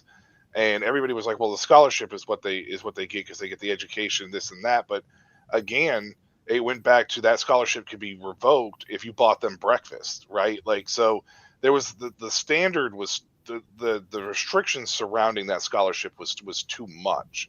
I do believe they should be getting paid, but these amounts that we're seeing is astronomical, Chris. I do agree with you on that. Like, in that sense, like Luke Kromenhoek transferred from Florida State because he wanted to get paid $2.5 million, and he was like a 500 player for the most part. Like, it was literally like Brad Johnson out there. Mississippi State was like, okay, we'll pay you $2, come here. So there needs to be a cap, and that's why I do think that we will see it balance out eventually. But right now, it's pretty astronomically crazy at the amounts that we're seeing, and it's pretty fucking stupid from the schools. Oh yeah, and then I'd use another example, right, with the JUCO rule. So now these kids can have, or these adults can have 2 more years, if they go JUCO and then go to a 4-year. A perfect example of that is Deion Smith. He was the #1 rated JUCO player last year. He went to Ole Miss. He's ineligible. He went back to JUCO to take classes, right? 1,000 yards, 12 touchdowns in 7 games, right? And now he's playing for Ole Miss, and he gets 6 years of eligibility, right? Wow. It's 4 with the 2 JUCO redshirt years, right? Like, it's just the whole thing is wild to me. So I agree with you for sure. So there's a couple of things my opinion. So the first thing for me is a lot of heavy pushback on it. They're not kids, right? You graduate high school, you're 17, 18 years old. You go straight to college, you have no real world experience. You don't know how to take care of yourself. You don't know how to make a car payment. You don't know how to put money away. You don't know how to save. You don't know how to do any of those things. So to me, there are kids. But what's happening is the issue for me is that you're allowing adults to come in, agents and things like that, and say, hey, you should do this, you should do that. You can't completely eliminate that, but I feel like there shouldn't be anyone that can speak on their behalf except for their parents. So if I want Chris to come to my school and I'm gonna give him $1 million. All right, Chris, $1 million is good for you. That's all we're gonna offer. Nah, I'm gonna go take $5 million here. Cool, fine. But I think other people being involved in this process is kind of what's perverting it partly. I also feel like there's a new thing that I've been told that may be coming. They call it like 5 for 5, I think. So what they're gonna do is possibly they're going to just have you go to college, you can play 5 years. You transfer every year, whatever you want to do, but you only get 5 years. You get hurt, too bad. One of your 5 years is gone, but you get 5 right. Get in, get out. So Get in. I think that's a good thing. I don't like the guys who are coming out like I'll give 2 examples. One of them, well, I'll give 2 examples. Bo Nix and Shadir Sanders. They're like the same age, right? They're as old as some of the guys who have already been in the league and get ready to get a second contract, right? At like 24 years old. Yep. So the thing Jay Daniels is up there too. I want to keep reminding everyone. I think Jaden Daniels like 23. And if you go to college at 18, you play 5 years. Couple months. 23 is actually feasible because you get 5 years right now. Yeah, I like Cam McCormick. Oh, sorry. Go ahead. Cool. No, go ahead. You can go ahead. Well, I was just saying, Cam McCormick from University of Miami, Florida. He was in school for 9 years. Yeah, that's just too long. Just to give y'all a quick heads up, the reason why Beck is coming to Miami is he's dating one of the twins for the basketball team. Kavanaugh. He's dating one of the Kavanaugh twins. So now he gets to see his lady every day. That's who was recruiting him to Miami. Yep. And got him. How much you getting paid? $10 million. $10 million. That sounds like a sweet deal to me if you're a college kid. I'm just saying. So yeah, you go to school with your girlfriend. Like a sweet deal if you anybody at college. Yeah, but here's the thing: Miami sucks. I'm a Hurricanes diehard fan. We freaking suck. So to get somebody who coming from a big school who could bring eyes, we lost Cam Ward, so we need somebody who can come in and play quarterback, right? So because we suck, we're gonna have to overpay people. Oh yeah. Until we improve, you're gonna have to overpay people. So the good thing about the NIL and everything that's going on is schools that are like a Miami, a school that has the money, but doesn't really have the talent. You can go out and you can get people that you can bring in to help your team. Mm-hmm. But the problem is everybody's not a Miami, right? Everybody's not a school that number one has the money, number two has the need and brings the guys in. I think the more I've been thinking about it, I think like a tiered system. So if you're a school that you don't really have the talent, then you can be allowed to bring in a couple of people that can help you with the talent, right? To get to the level of other schools. The schools that kind of, they do pretty well from year to year, they kind of have a different standard, a different expectation for what they're allowed to have. Because it's going to get to the point where I think it will start to mellow out and it will start to even out some. But I think the schools that aren't traditionally as good are going to have to pay a little bit more. And they should be allowed to pay a little bit more. But a little bit's not $10 million. Okay. I'm not saying that we should be paying anybody $10 million to come play. That's not like a bona fide number one or at least top 5 pick in the NFL draft the next year. If he's not that talented, there's no way they should be getting the double digits millions in college. On the other hand, the other side of it I look at, these are young men. We'll call them young men. Yeah. These are young men that are coming in and being able to solidify their future in college, right? Because a lot of these guys are not going to go to the NFL. Some of them can go play spring football. Shady Sports will cover a lot of spring football. Some of them have the opportunity to do that, but some of them may not even be able to do that. So to have that opportunity to go to college, make $500,000, $1 million, $7,500, whatever, $7,500 or whatever, that gives them an opportunity to be able to put themselves in a better place financially for the rest of their lives for playing the sport that they love. Everybody's not an NFL prospect. Everybody's not a spring football prospect. Everybody's not a CFL prospect. Some guys understand the game. They may have the knowledge, they may have the skills, but they just can't put it together. Some people have the knowledge, don't have the skills. Some people, they just can't play well with others, all those different reasons. So I think it's good for that, but there has to be a cap on what you can pay people. I will never argue with anyone who says there has to be a cap.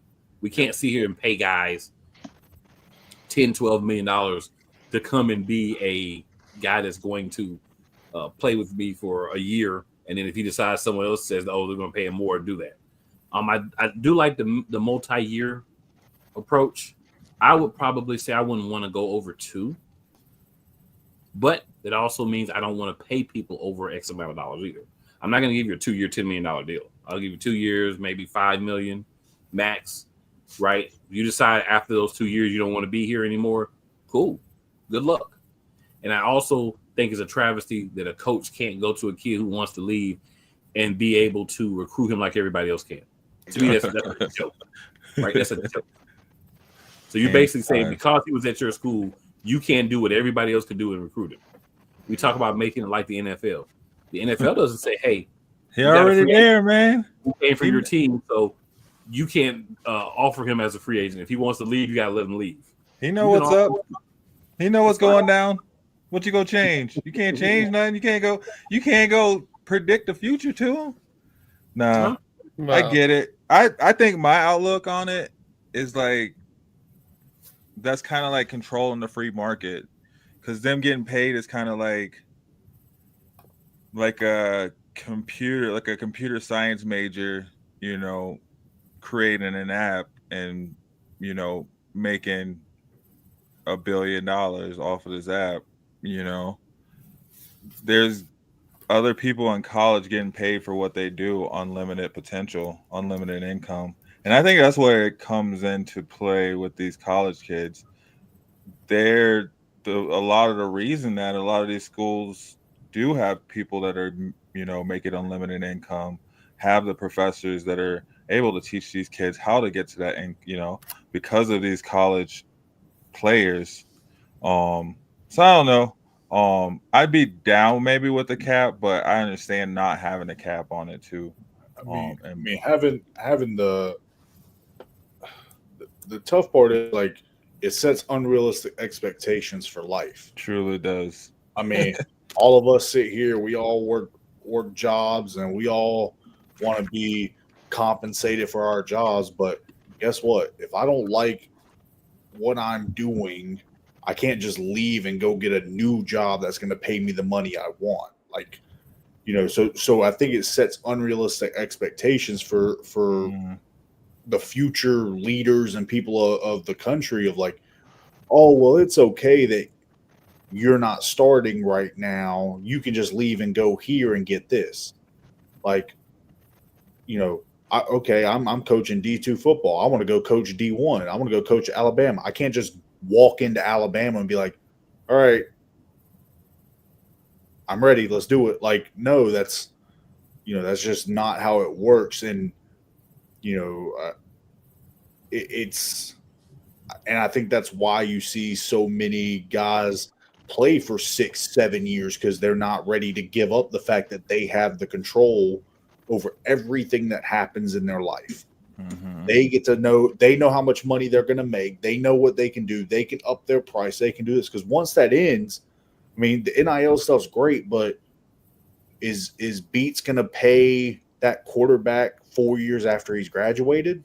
No, they're going to pay you while you're there, because you're going to make them money right then. If you don't go play in the league, you were a short-term investment. So like, that's what I talk about. We have conversations in the office about like how some of these guys, the elite guys, will take a pay cut when they go to the league on their rookie contract based on what they make in NIL. Yep. Mm-hmm. At the same time, when you graduate college, why am I going to pay you when I can pay the next guy? So now that money's gone, and it's just. I think there's a lot of different ways you can fix the system, but it's just whether or not it can be fixed. Because right now, every time the NCAA is going to present something, there's going to be one guy that's going to start a lawsuit, and the NCAA is going to back down. I mean, it used to be you had a clock as soon as you got to Division I to play your 4 seasons. At the Division II level, you had 10 semesters to play 4 seasons. Then with COVID, it jumped to 12. Now all of a sudden, because you played JUCO football, now you get another year of football. You got guys that played 6 years of football. For what? Like, go start life, dog. Go get a job. Go start figuring it out. Hopefully you save that NIL money and you can live comfortably in your 20s and start a business and start working for yourself and doing all these things and, live the life you want to live. But, at some point you gotta quit going to class at 8 a.m. Like, so I think we're a ways away from it being fixed. And until people can come together on what's truly valuable in the situation, I think you're going to keep getting the same results. I want to circle back to something Cool said, because he mentioned that not all these guys are NFL prospects. And then CJ took it one step further and said a lot of these guys are going to take a pay cut going to the league on a rookie contract.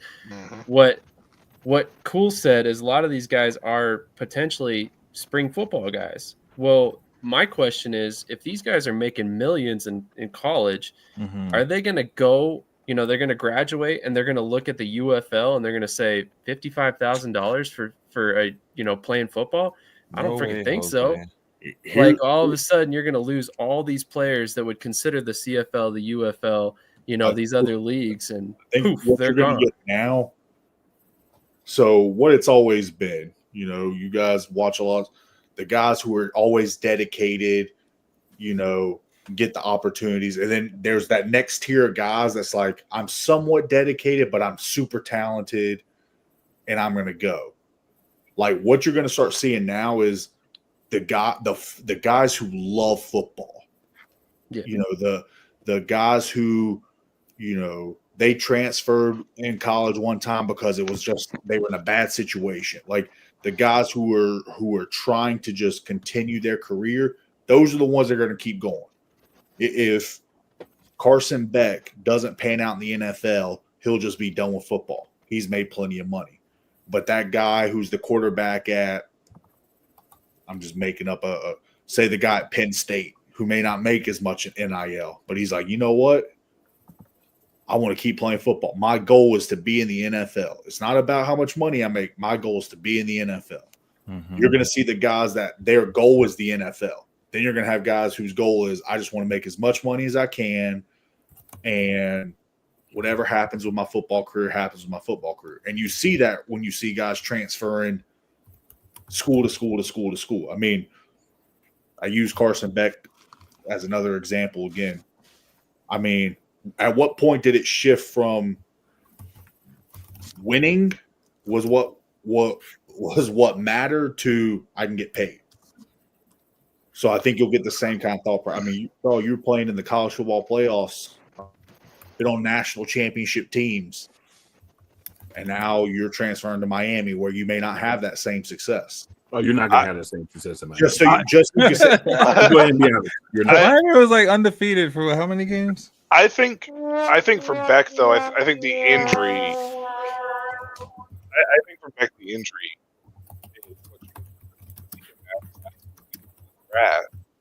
And then he got hurt again and was unable to play in the playoffs. And Miami was like, "Hey, we need to quarterback." Yeah, but I hate the whole situation that he was talking about going to the draft and then boom, out of left field. Oh yeah. It was like, wait, yeah, sure, yeah. You gonna pay me how much? And Sam, just to answer your question real quick, and I'll try to keep it as short as possible because I know that we will probably want to move on from this. But to answer your question, like, yeah, I think the players are definitely going to be like, well, I don't want to play in the UFL and whatever else. But I think that's only going to be that way until the UFL is actually able to up their increase for player pay, and whenever that may be, right? Yeah, like whenever that problem. So right now, the foundation that's coming in for the UFL is going to be, like CJ said, the guys that are dedicated to the sport, the ones that want to continue to play, the ones that want to continue their career. Like Luis Perez understands he can make a ton of money. That's the reason why he moved to Arlington. Like, I can just do this and make money and for a few years, but I get to play football. Like, it's the thing that he dedicated himself to. So I think that's what we'll see for right now. And until the UFL is able to have those contracts, they're not going to consider the UFL because there's no need to at this point in time, unfortunately. Yeah. That's just the way it is. That's fair. But that's exactly my concern. So speaking of UFL and these indoor leagues. Let's keep it moving along, guys. How about we go ahead and do a promo really quick, another promo, we'll get a Shady Sports promo going. And then we'll come back and we'll talk indoor football. For you guys talking indoor, Chris, Sam, Michael, all you guys that just know all these leagues. Cool if you're in that too. Coach but up that's there what in the corner that's been real quiet for a while. Huh? I said Coach TJ up there in the corner that's been real quiet you're for a while. Yeah. So we'll get some more combo. We'll move it to indoor leagues. All you guys watching, tuning in. As you saw, we got over 50 viewers. I think we're at like 56 right now. Got a couple of likes, couple of hearts. So thank you guys for tuning in. You're tuning into the Shady Sports Roundtable for New Year's. The New Year Roundtable, bringing it in, some new faces, some faces you've been seeing throughout the network. So it's great to have all of you guys in here together. So all of you viewers, thank you for tuning in. Continue to tune in. We're just gonna, take a break really quick, and then we'll be right back to talk this indoor football.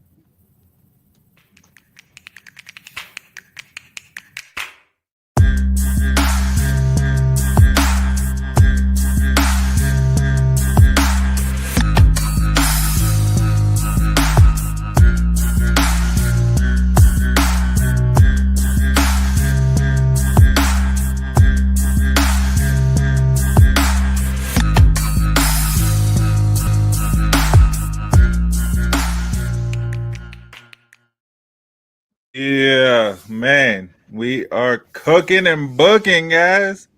God bless. We've been going for a minute. What are we talking about? Sam, he does not. We're just talking. Huh? What was that? Sam. Talking to Sam. He is not making it to Philly. Come on. Yeah. So we're just talking college football. I see Sam want to talk about some get into NFL, but before we get to the NFL, we're gonna drop it over to this indoor league. I know nothing about this, so I'll let you guys talk on this. So I want to let you guys, Sam, Chris, whoever, TJ, Michael, all you guys, you want to rate your top 4 indoor leagues. Sam, I'll just let you take it over, and you can go about it however you want, man. Let's start with TJ. I mean, he's been up there fairly quiet for a little bit. Didn't have much to say during the college talks and stuff. So let's start with TJ. Just ranking.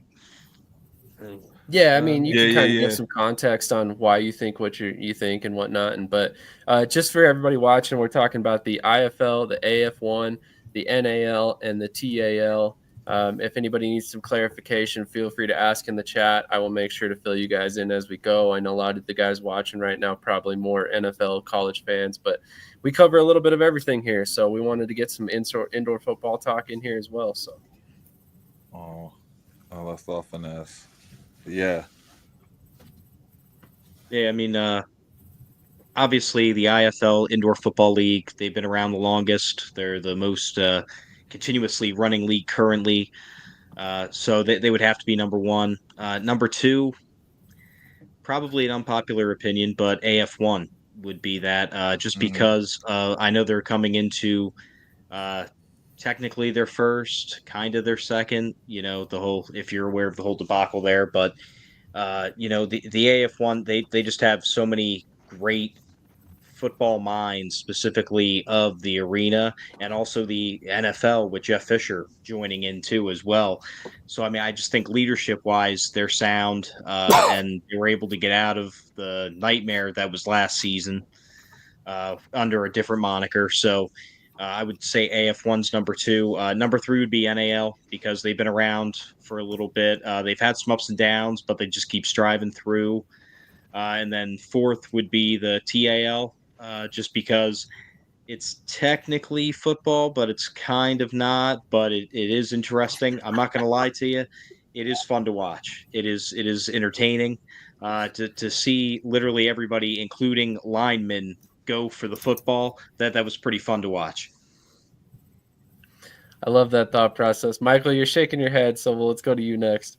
I'm not even putting the TAL on my list. What is the TAL? It's the Arena League. It's like I don't even know how to put it. What is it, like a 3-man league or something. I don't know.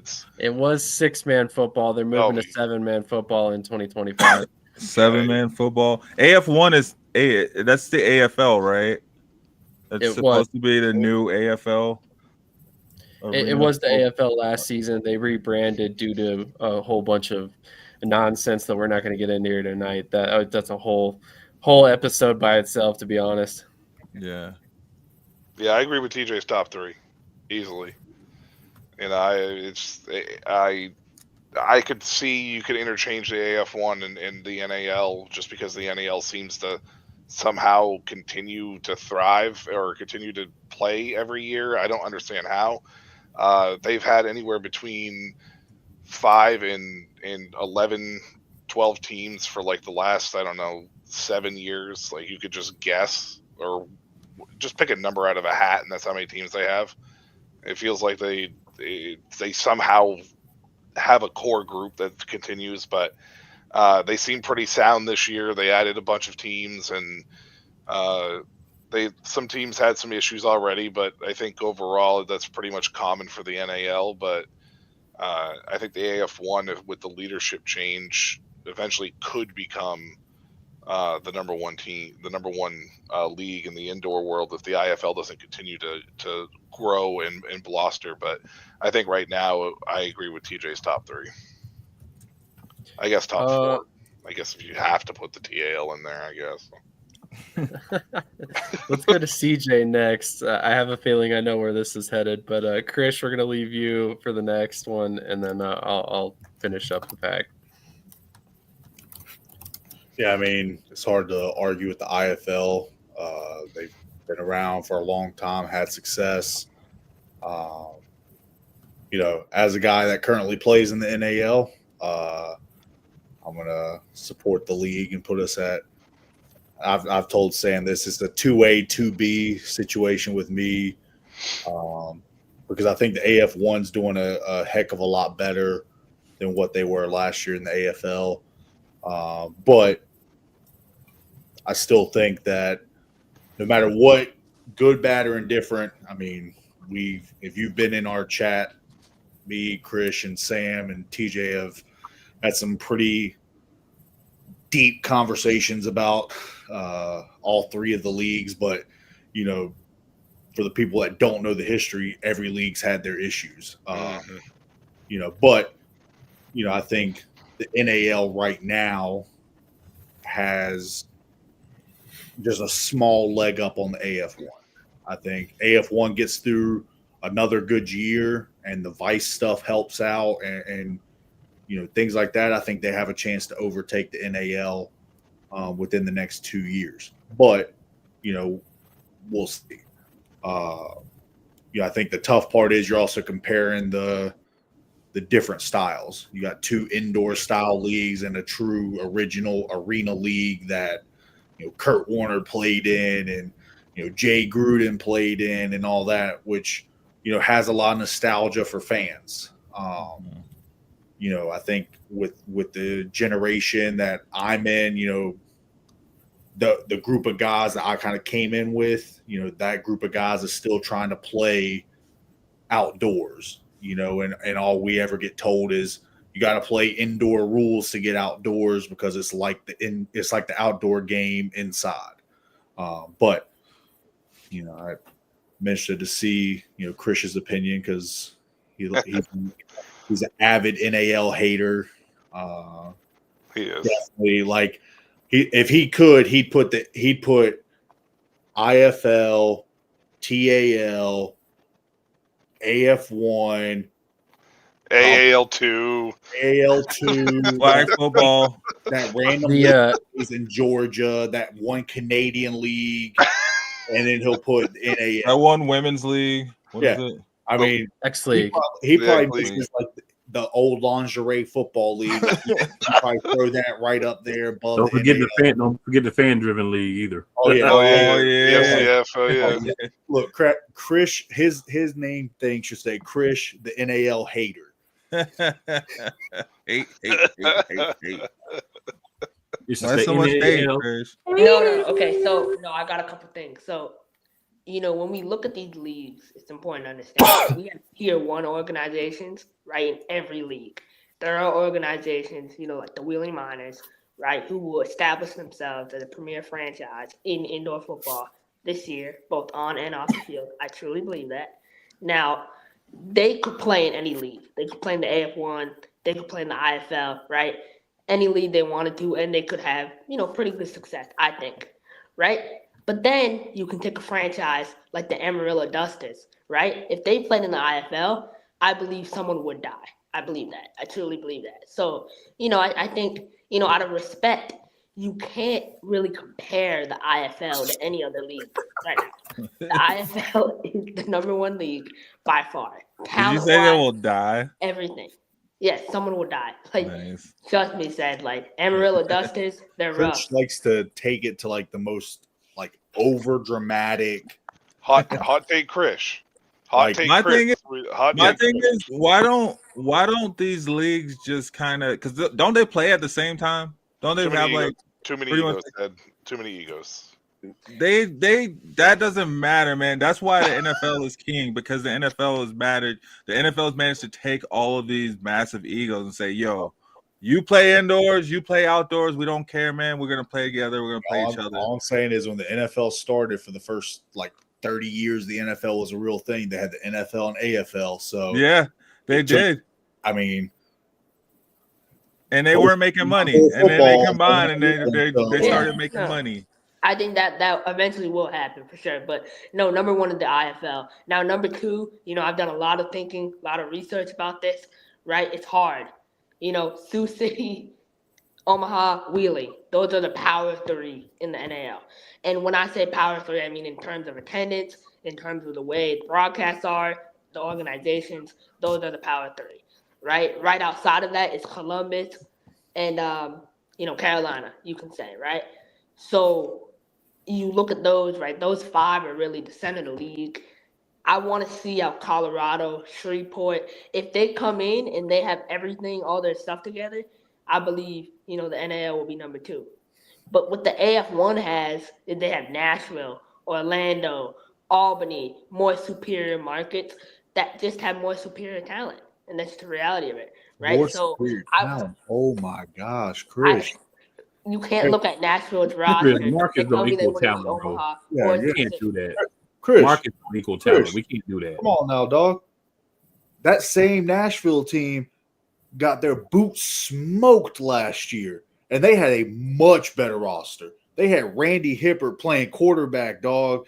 They had Derek Ziegler playing center, dog. They had Kendrick Ings, Milton Williams. They had all AFL players from the heyday got their boots smoked.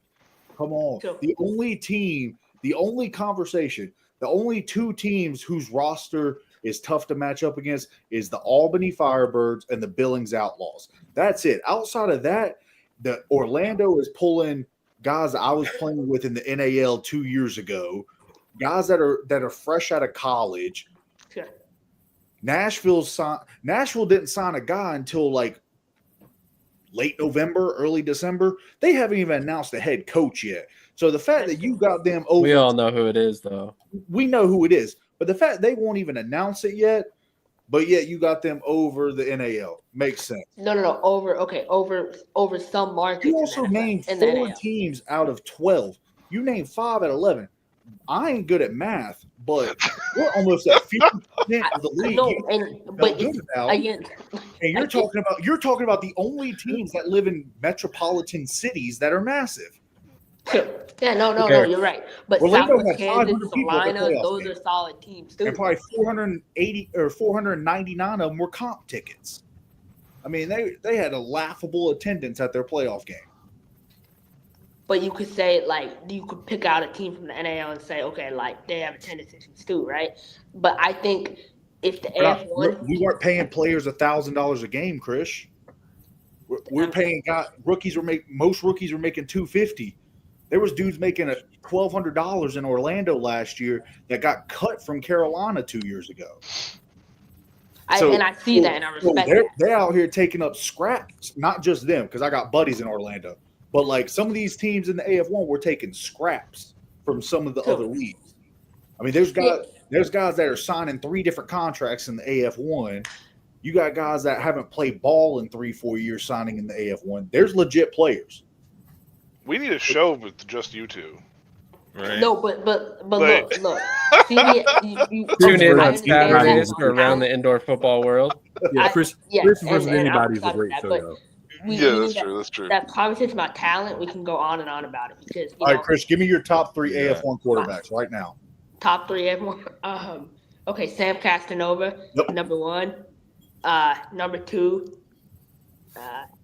Well, I can't say number 2 now, but number 2. Oh man. Well, it sounds like you've got Danny one. Southwick. I mean, Stop. in the system, in the system, Stop it. in the system, He plays didn't even play majority of the season in Billings. What I are we know, but he's talking gonna start. about? He's gonna come in and he knows the game, right? If your same logic with Randy Hippert applies, then I'm gonna say Danny Southwick too. No, not at all. Randy Hippert's won arena bowls.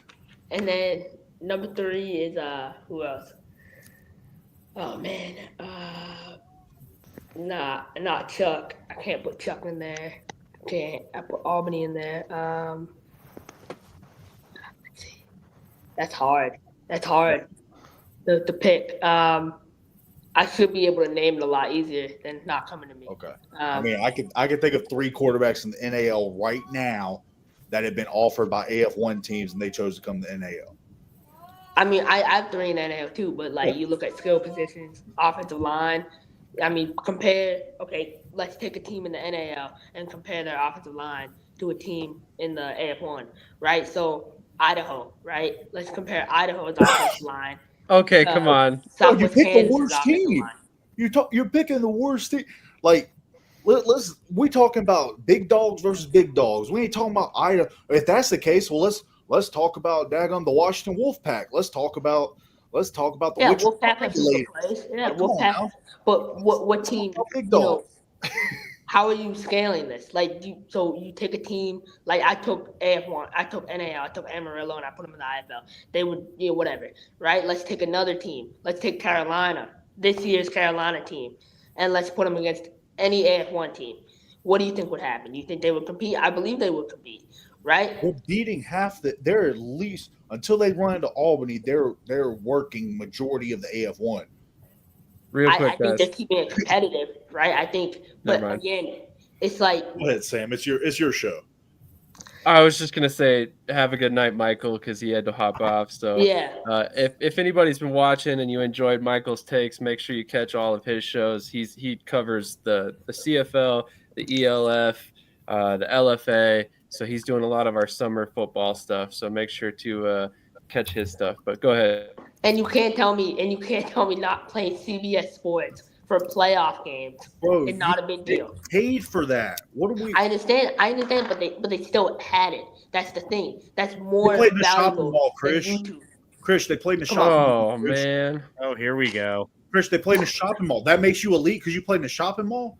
Wait, who played in the shopping mall? They still What got was it? publicity off of it. The AFL. They playing the shopping mall? Yes. They played the championship game in a shopping mall. Now it looked cool. I'm just, but Yeah. And they're paying players See, $1,000 there we a week. go. The post They had over played- 12 million views. You don't have a championship game with the commissioner calling it, because you can't find another broadcaster, right? So like there are differences, right? Like in terms of legitimacy, right? I think the NAL is a very legit league. It's very legit, and right now like 2A, 2B, I can agree with you, but AF1 is 2A right now for me, and it's close. It's very very close, but NAL can do everything they can right now. The path they're going on. With the divisions, with everything, they can be my number 2 easily. But I need to see the season play out. I need to see a season play out where no teams fold, right? And I can't look at all the NAL teams and tell you confidently right now that from what I know and from what I understand and certain feelings, I'm a very spiritual person. I meditate every day, and certain visions I'm getting, they call me the prophet for a reason, right? I can't tell you that there won't be another team in any of these leagues that don't fold. So I truly believe like the NAL is going to have a great season. Wheeling's going to have a great season. You're going to go 9-1, 8-2. But I can't look at all the teams and tell you, okay, every team's going to make it through the season. And same with the AF1. That's every But league. that's going to be the teller. If the AF1 can get the TV deal, get more games on TV than the NAL, right? Number 2. But if they have teams that fold, then NAL is number 2. So you got to look, you got to see. Question, Chris. Let me ask you a question. So you're paying money to be on TV. Yes. Okay. And you're not getting a ROI on being on TV, then what's the benefit? Just say you're on TV. So if the NAL came out and put all the money that the league had into playing 2 games on ESPN to be in the playoffs, that should put them above the IFL using your logic, because they're on ESPN versus being on YouTube. When the highest league that we've all ranked with the IFL plays 99% of their games on YouTube and plays 1 game on CBS Network. Based off your logic, the AF1 should then be above it because they played 2 games on CBS, or actually all the playoff games on CBS Sports. But the TV deal doesn't mean anything if you're not getting something in return. Like back in the day when the NAL first started, if you go watch old Maine Mammoth games or Jacksonville Sharks games, they were playing on the local cable network on the CW. It didn't mean anything. Maine folded and Jacksonville left the league. So TV can't be the only barometer. I do agree the AF1 has talent. Like, I got buddies in the AF1. But I've also had buddies that were in the AFL last year on quote-unquote elite rosters who told me that team wouldn't have beat some of the NAL teams we played in 2023. So yeah, I think talent is I don't know what word to use, subjective. But it's a subjective thing.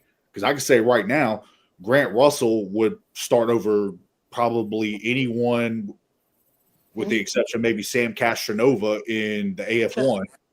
Verlon Reed was a rookie of the year, offensive player of the year. He's done everything there is to do. He took Sioux City to the championship. He's played in championship games. I mean, if we put Danny Southwick in that conversation, then Verlon Reed can definitely be in that conversation. Yeah, I think Marcus Brooks would fit the arena game perfect, at 1. I agree with you on that. But I think I agree with what you're saying. I see your point. I just think, playing on CBS Sports, that national exposure, I know you're losing money, right? The leagues are always going to lose money, except the TAL, which somehow found out a way to break even, right, with the limited roster sizes and such. But I think when it push comes to shove, you have to look at 3 metrics, right? Talent, viewership in terms of quality of broadcasting, and attendance, right? If we can sit down at the end of the season and we can look at those 3 and we can say, okay, which league is number 1, which league number 2, which league number 3, I have a good feeling of which is going to be what. I really do. I really, you could, outside of the Power 3 in the NAL, whose attendance is going to be top tier, right? This year. Outside the top 3 in the AF1. Albany, so Albany's attendance will be good. Orlando's attendance will be good. Nashville's attendance will be good. Orlando actually was towards the bottom of the league last year in attendance, but continue. What? Nashville had decent attendance. Okay. Salina had good attendance. Salina had about 1,500 people in the game, so that's equivalent to Southwest Kansas. Southwest Kansas was up there. Arizona Bandits, their fan base is going to eat them up. Listen, quit drinking that Kool-Aid, dog. They haven't announced an arena yet. They haven't announced any ticket sales. They haven't announced anything.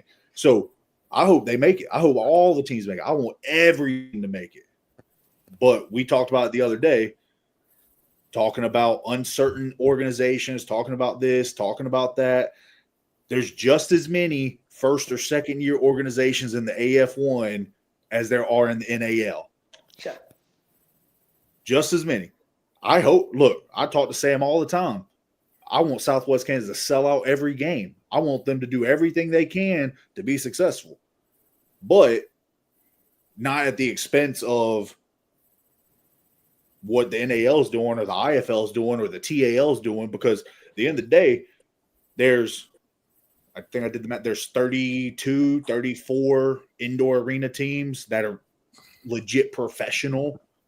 I mean, probably about 600, 700 guys that get a chance to continue their career. So, I mean, regardless who's 1, 2, 3, 4, 5, 6, 7, 8, I mean, there's talent in all the leagues. I mean, hell, there's NAL teams that could go beat bottom half of the IFL. I mean, hell, San Antonio's roster, 90% of that roster came from the NAL, and they went 8-8 in the toughest division in the IFL. The Mass Pirates, your team, left the NAL, went to the IFL, within 2 years was playing in the championship.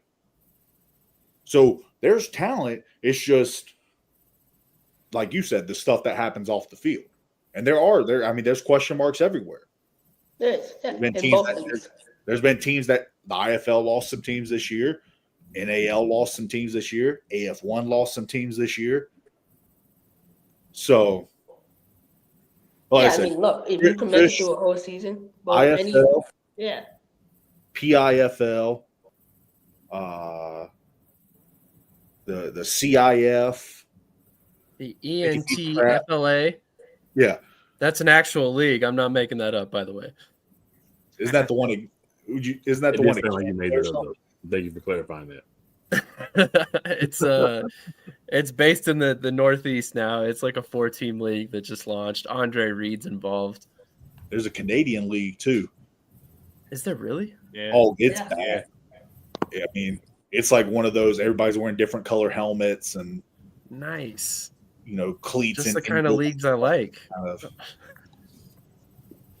So I'm going to throw my rankings out there. And it's going to be TAL, NAL, AF1, IFL. No, I'm just kidding. Because clearly I'm an IFL hater, in case anybody asks.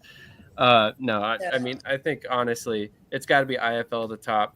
CJ and I are in lockstep when it comes to number 2. It's definitely, it's AF1 and NAL, 2A, 2B. You can kind of flip-flop them however you want to measure teams in terms of that goes.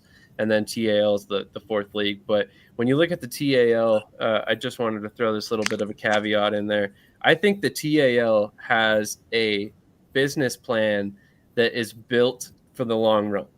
They're not overexpanding. They played with 4 teams in year 1. They made sure they had their foundation set up. They added 2 more teams. They keep their rosters down to, I think it's 18 players with 7-man football in 2025. So that's automatically at least 6 less paychecks than like a league like the AF1. So that's a substantial amount of money for these team owners, which immediately makes it more salvageable or more affordable. And then basically, if you look at it, all of their teams are all right off one singular highway. So, the travel is really easy and easy to stomach too. So I just kind of wanted to throw that out there because I think the TAL, a lot of people are discounting it because the way they play football is a lot different. We haven't really seen that yet, but I think they're actually going to be around for the long haul. And maybe we see some teams eventually jump to other leagues or something like that, and that changes some things. But I think their business model is sound, and the ownership so far seems like they're in really good shape. So looking forward to seeing what goes on with them. And then, that could have probably gone on all night. That was actually really fun. I want to add one thing. The one thing I'm excited to see is the AF1. They've been doing more interviews on their YouTube channel. That's another thing that can separate a league, Yeah. Get that marketing going. In-game interviews. Until they interview Sam Shady about how hard it is to get players, they're not legit in my mind. I think every team, right? And that's another discussion. We can have a whole nother day about how, certain teams leverage, right? It's harder for a team like Idaho, right, to get guys. No one wants to go up there, right? But it's easier for a team, like in Orlando, obviously, so you can't use that. It's location. That's why I haven't used location as a metric, right, in terms of. But you did. He just did.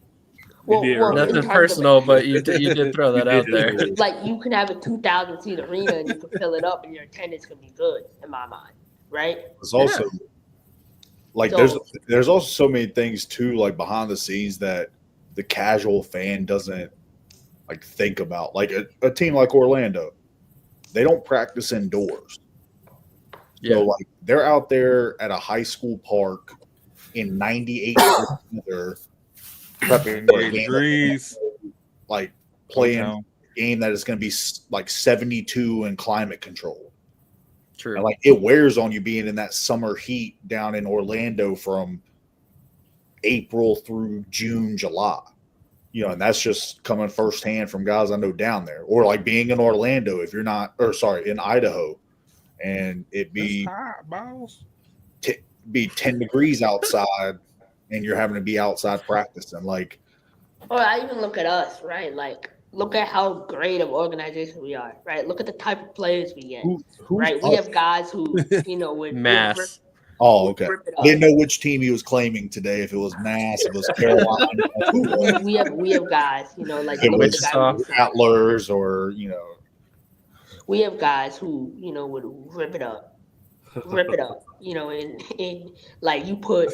I don't want to go into too much detail because this will be too controversial, but I think we have guys who are so talented, right? And every week, our organization proves why we move guys up consistently. We have more guys who have moved up to the pro level, like UFL, CFL, than the NAL has, all teams combined.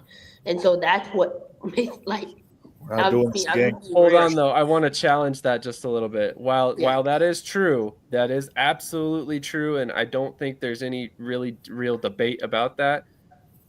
Tell me why people from Albany don't want to leave. Yeah, we all know why it is. And it's not because they don't want to go play outdoors. It's because when you're making $4,000 to $5,000 to $6,000 to play indoors, why the hell are you going to go make $1,500 to sit on a bench in the UFL? You're not going to do it. Let's also, while you can look on Mass's website and see all the guys they've sent. If you really do a deep dive, how many of those guys played a snap for the Massachusetts Pirates versus how many guys signed a contract to have a backup plan and then sign in the UFL? Sure. So Leon O'Neal, right? Leon O'Neal just signed with the UFL team. He played for us for 7 games, right? Cyrus Fagan, he played for us. You're right. There are other I got guys. a question. I got a question. How many of these guys make it to the NFL? There's a few. Who was the last guy to make it to the NFL? Don't we have one of them? The Broncos got a guy in their quarterback room, right? I don't know about the quarterback room. There was 3 from the AF1 last UFL. year. Oh. Yeah, and that was Ben DiNucci, but he's gone now. Yeah. Like I wish guys like Stephen Newbold, right, or who might play in a quote unquote. I don't want to say he played. I mean, last year, playing in Loveland, right, quote unquote smaller market, or even like a guy like Kyler, right, who's up in Idaho, right. I wish those guys would get the same recognition, same looks. Like those guys are next level talent, in my opinion, right. So it's kind of just another thing about like promoting your players, right? That's why I put out my top 10 list and everything, so people can know like who the guys are, and it stirs up whatever. Like you can see who top 10 is and who the best guys are, because there is talented players in the NAL. There's no doubt about it. There are a lot of talented players in the NAL. Which is why I find it hilarious that CJ called him an NAL header. Notice how we haven't done an IFL ranking, an AF1 ranking, a TAL ranking. It's just NAL right now. But anyway, we should go ahead and move on and get to another subject, because I know these guys don't want to talk about indoor football all night. Justin's sitting over here patiently to get back to NFL. I am like a student that just showed up to a 900 level class that was not expecting any of that, and I'm like, but I'm learning a lot. It was the money behind everything, the decisions that everything comes into play, like just the different things outside. It broadened my horizon of just what else goes on outside of the NFL. There's all these other leagues, all these other guys trying to make their impact wherever they can, do their thing, and play the game they love, which is football, is the consensus overall thing. And for me, I am that casual fan. I mean, I'm ignorant in the sense I don't know I'm just dipping my pinky toe in the water from what I'm hearing from you guys tonight, like what goes on with that. But like in my area, since I joined the network, I started to get into it. I've been loosely following the Green Bay Blizzard and the Duluth Harbor Monsters because they're in my area. I have no idea where they fit in all this, but they're the stuff that I can get easily access to up here. But I mean, I'm into it. I'm down for it.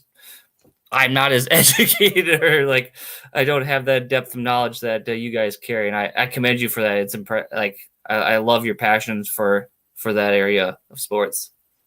That's okay. We all have our pigeonhole and not necessarily pigeonhole, but we all have our level of knowledge for everything. So that's what I love about this is like, you could sit there and talk NFL, which actually I don't want to even limit it to that. You could talk NFL, you could talk WWE, TNA, AEW, all these different things with cool.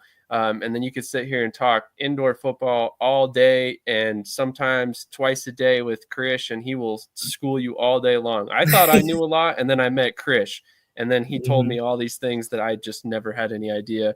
CJ, he's an NAL player, also a college coach. So we have like such a depth of knowledge here. It's amazing. Said great fantasy football guru. I'm just Justin, guy. you same too.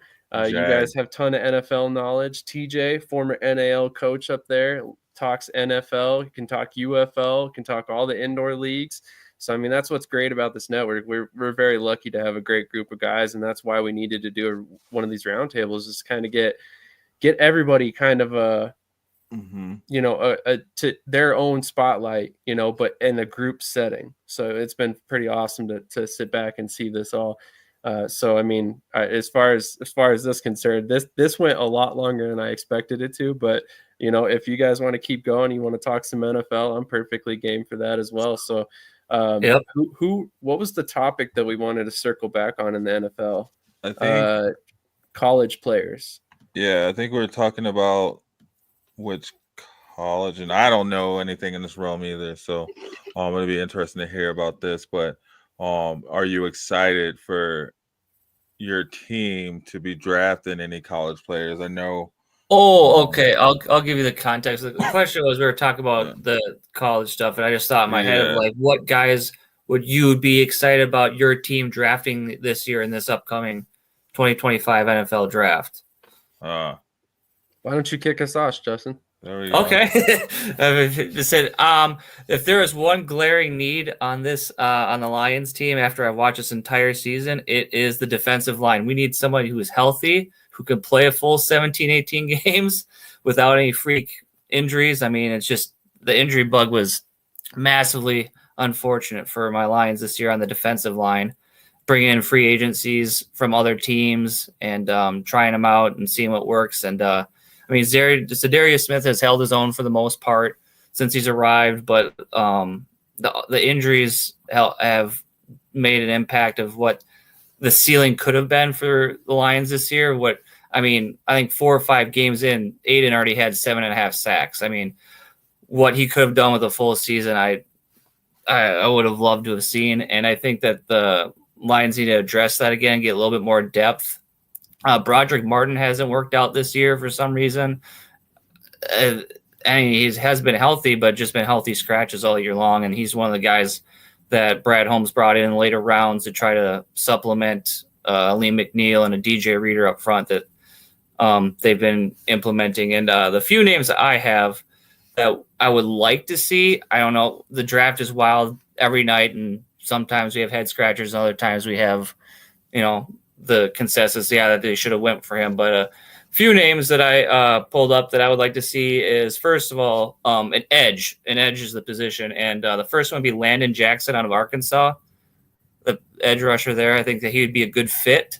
I don't know his off-the-field stuff of, like, culture, if he gets, that sort of, like, vibe with Dan and those guys, if he'd come in and work right away or whatnot. I'm not, don't know him personally, just seeing what he's done in Arkansas would be a nice to have to supplement Aiden on the edge. And if the Lions bring in any sort of help this offseason to address that with all these injuries they had. And then 2 other guys, same team, different well, I guess maybe same position.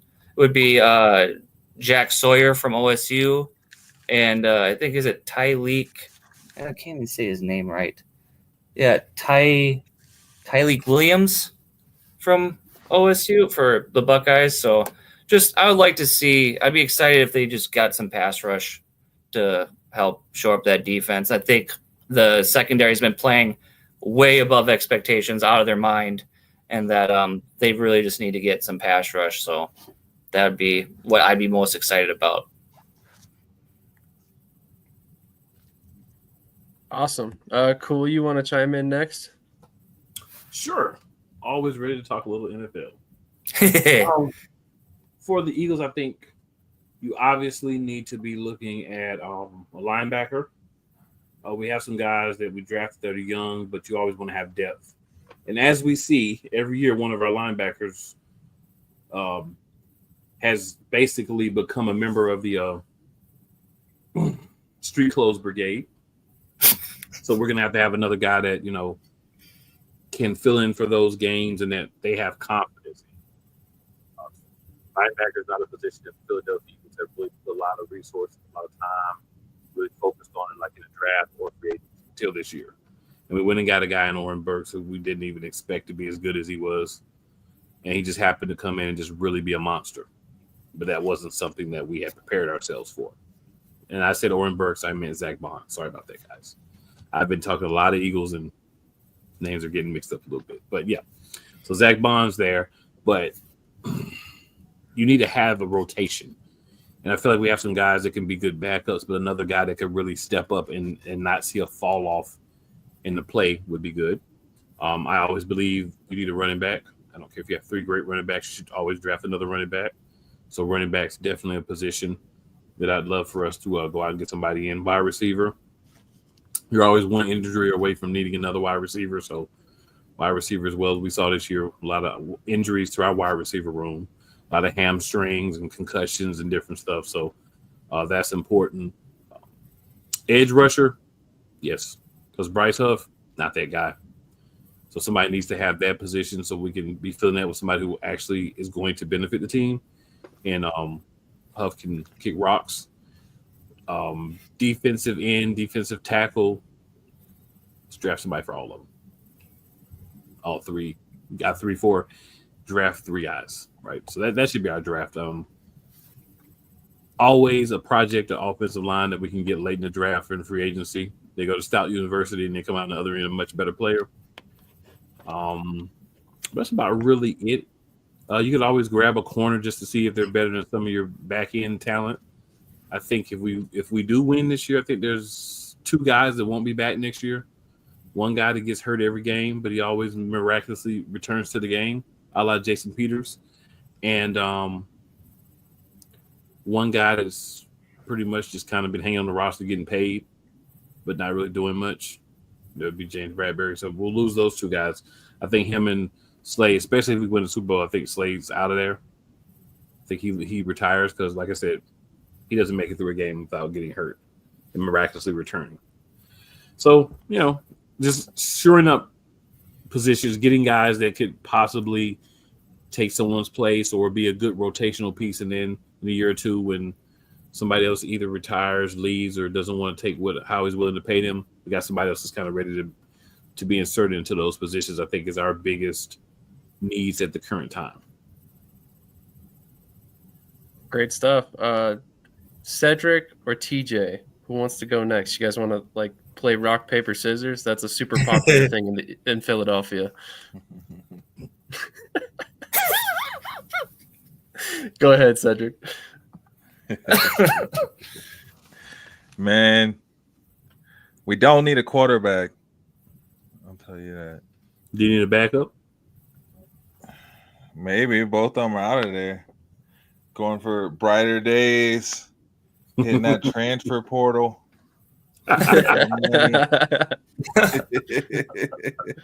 So we'll probably be looking to bring in a backup, or maybe pick up a vet.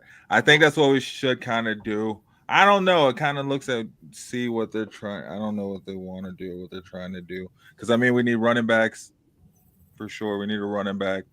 We need a tight end. We definitely need a tight end. Definitely. The tight ends we had aren't even third string tight ends on other teams. But I mean, y'all want Alberto back?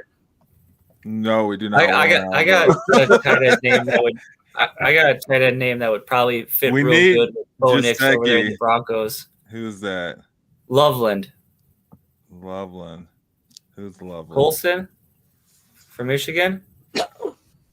I don't know a college game. Oh, sorry. I'm out on the college game. I look and I'm like, I agree though. We need a vet tight end. end. We need a tight end that's going to come in and can play right away. Might be a good one for you. That's what I'm saying.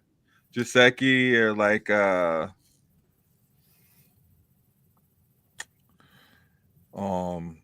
damn, there was another name I had. Anyway, I'd rather have like a veteran tight end come in.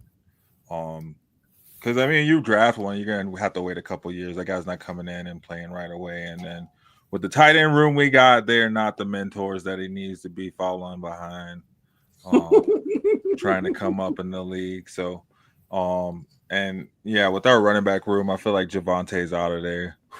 It'd be weird to see them re-sign him and bring him back. So, hopefully, like if they do go out there, guys, a guy like I don't know, there's some Can guys Gainwell like, be out there? What's up? Can Gainwell be out there for you? I feel like we might as well just keep Javonte. You think? Yes, in that particular case, I definitely agree. Yeah. Javonte should come back. Yeah. If your other option is wouldn't Kenneth be good. Gainwell Yeah. or Gainless, depending on who you ask. Yeah, Guys guys like like Lamar. I mentioned this to Seth in the fantasy reports, but a name that I think would be good for if you're looking for veteran talent to come into Denver versus drafting these guys to develop for a couple of years. I agree with the Mike Gesicki pitch at tight end. And for running back, I mentioned to Seth in fantasy reports, Alvin Kamara, that connection with Sean Payton, bringing him in for a year or two, maybe drafting a guy in the later rounds to succeed him and letting Javonte, McLaughlin, those guys walk and have Estimate take goal line and third down work and, Baxter. I just think that would be a good fit for the Broncos and maybe an affordable option. And I don't even think it's about being affordable. I mean, we're gonna have like $60 million in cap space. We'll have some moves to play with. Yeah, but you don't want to do like offseason. Dallas and just overpay people. And That's then go all true. in. That's true. Exactly. We don't want to just start playing. That's the thing too. I think it's a fine line between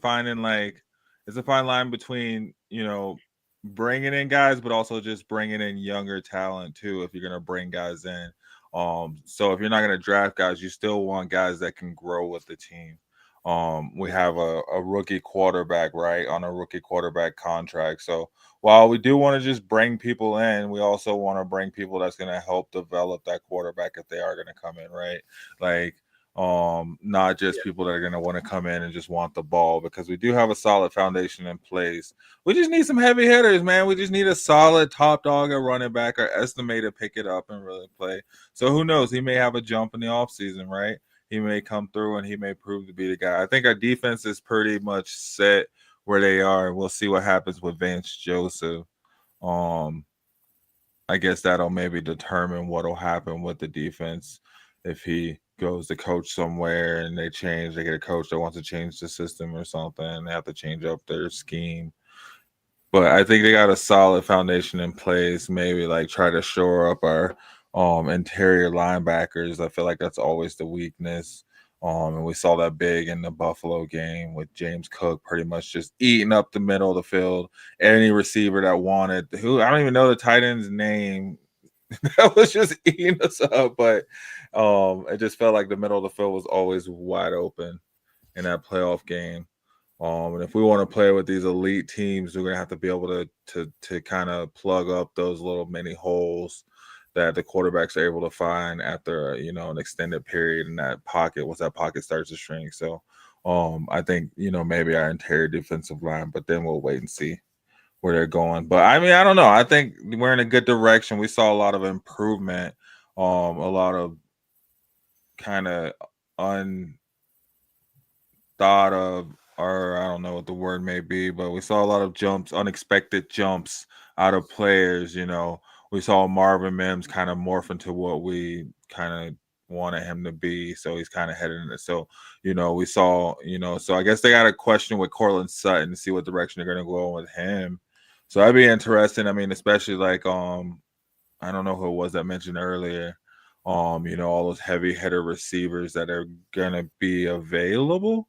So, somebody like a Debo Samuel or T. Higgins, something like that looks kind of, it's kind of like, oh, maybe, go in that direction. I But would say if you're going to get a guy that you want to come in and be like your 1 or your 2, I would take Debo out of that conversation if I were you. Debo, why not Debo, man? Him and Mims, they're the same player. Woo. He's a 2. Debo's a Debo 2. might be, Mims might be what Debo used to be. But I think they've used a lot of Debo up with using him as a running back too. I like T. Higgins. Yeah, and I that's would the thing. definitely We think kept Higgins. a Cortland Sutton and we brought in, but that's the still thing. That's the thing too. Like I said, we still have like a tight end issue, and there's no point in loading up on receivers when you don't have a good tight end. Well, Maybe just get a big boy that can block. That is true. Get a big boy that can Get block. some more blockers, get some big boys in there to kind of hold up and just kind of keep it upright for Bo Nix. Because that's the thing, man. When he has time, he can sit there and he can pick defenses apart. He proved that. And when he doesn't have time, he can, overthrow the receiver by 10 yards. So it can kind of go either way. So we want to give him more time for sure.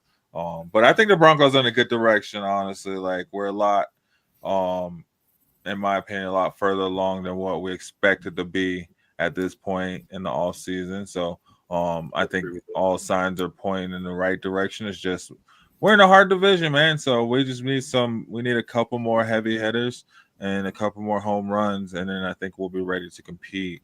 And when we can compete in our division, I think we can compete with anyone in the AFC. Quite honestly. I have a quick question for you, Sid. Yeah.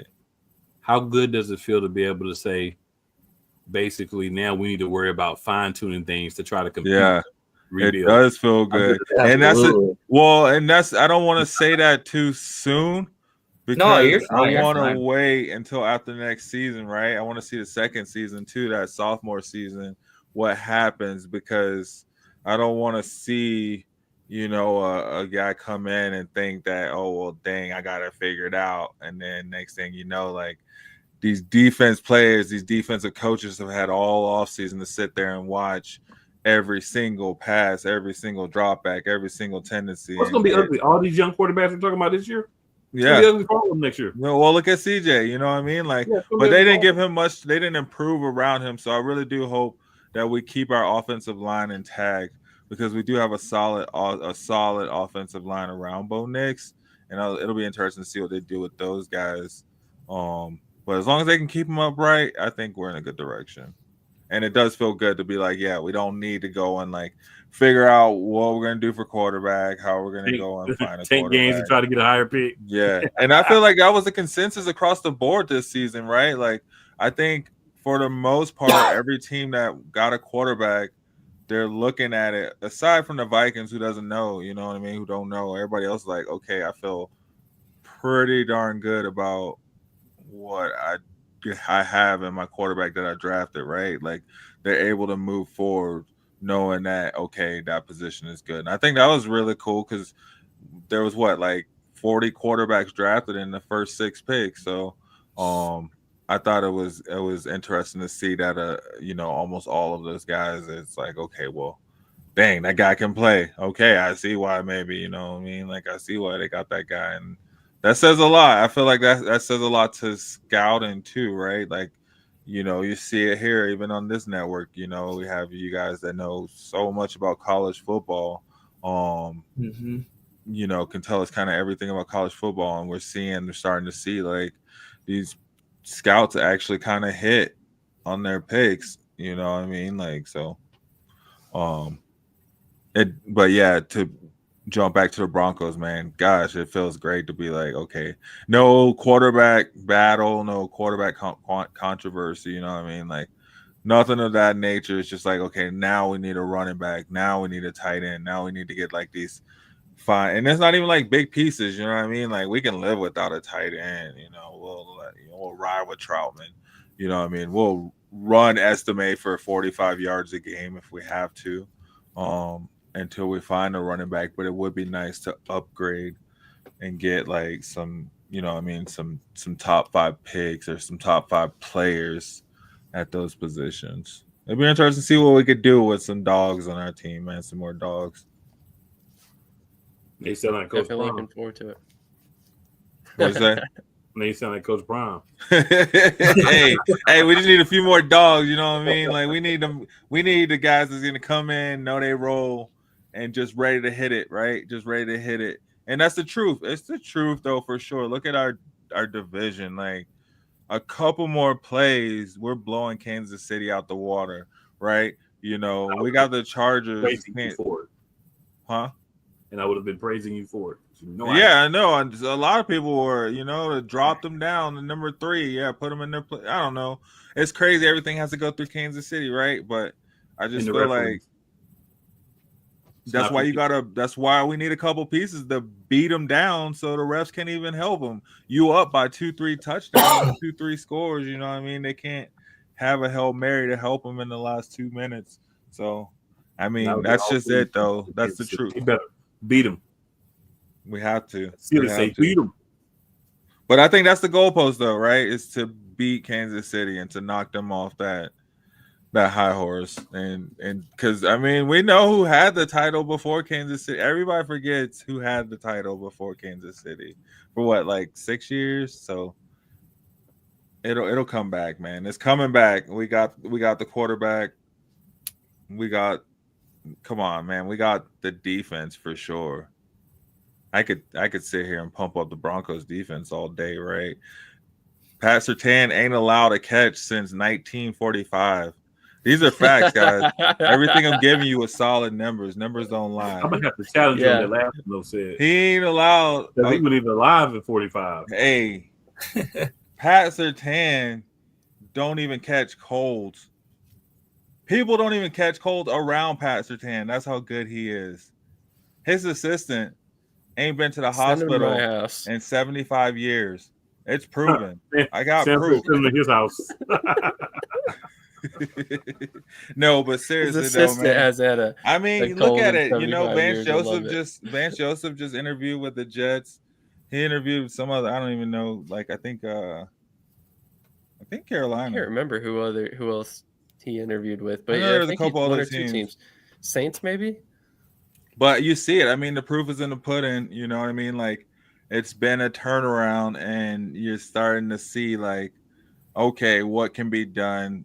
What can we do? How can they just got to step up to that next level, because then you see they're not ready to compete with, like, the elite in the AFC yet when it comes down to it. But the fact that they're even in that conversation now is pretty intense, considering where they were at last year. Because we got a rookie quarterback. We still got like 3 years to get it right. So some of those elite teams going to die down. I mean, Josh Allen ain't going to be elite for, but probably like half another season, right? Pat Mahomes, he ain't going forever. I'm just saying, man. Joe Burrow gonna start beating people, you know what I mean? Start getting people fired and stuff. So we'll see how it goes in the AFC. We can come in. Spent 34 minutes talking about the Broncos and 75 years about Colts.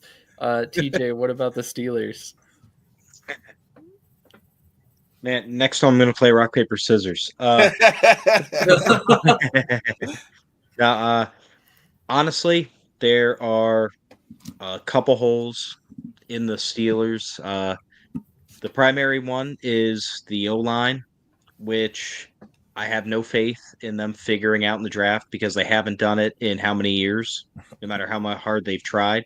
Now, you do have Omar Khan, who is the new general manager now, replacing Colbert last season. So maybe he can do it, but I don't want them to pick in the first round because odds are they're going to miss. Same thing with the secondary. The secondary had their moments during the season, also had a lot of bad moments during the season. but it is once again something that has been proven that Mike Tomlin and the Steelers, they just do better just getting already established guys in free agency because quite frankly, they just have a hard time developing or finding the right guy in the draft. One position that we need and that they do actually do decent at drafting before they become head cases around year 3 or 4 is wide receiver. I want them to pick Trey Harris from Ole Miss. He is a great wide receiver. He can do both over the middle and 50-50 balls down the sideline. And even better, he's a taller receiver at like 6'2", 6'3". So he is the exact wide receiver that they need to add because, quite frankly, Pickens, even if he sticks around, he's maybe a number 2 at best.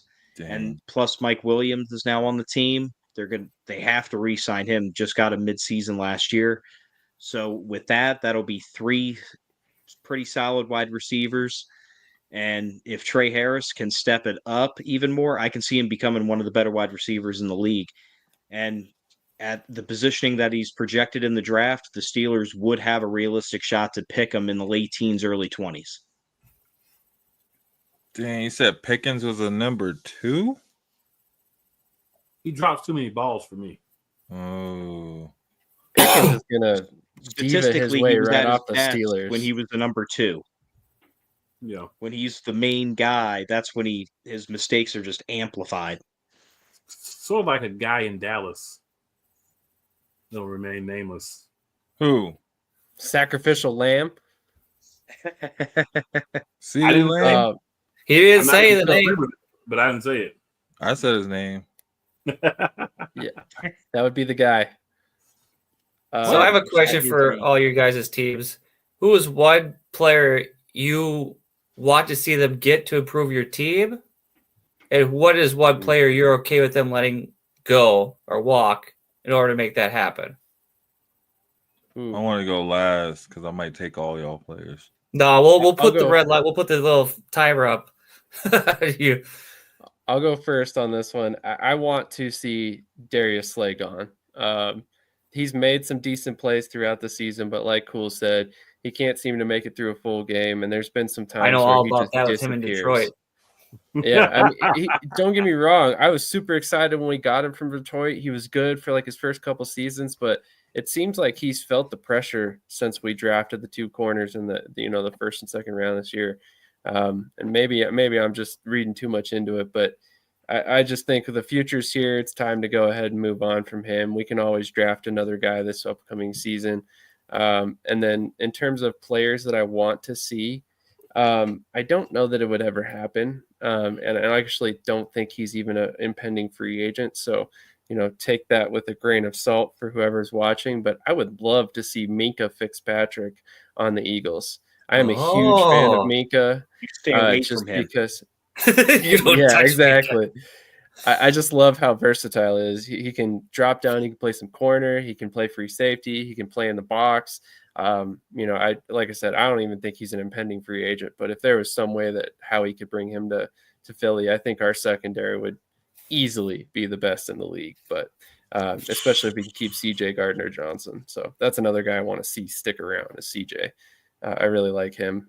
He has a mouth on him sometimes, but you kind of need those guys as far as I'm concerned, especially in Philly. You need somebody that's willing to talk a little smack. Nice. TJ, what about you? Obviously, other than keeping Minkah.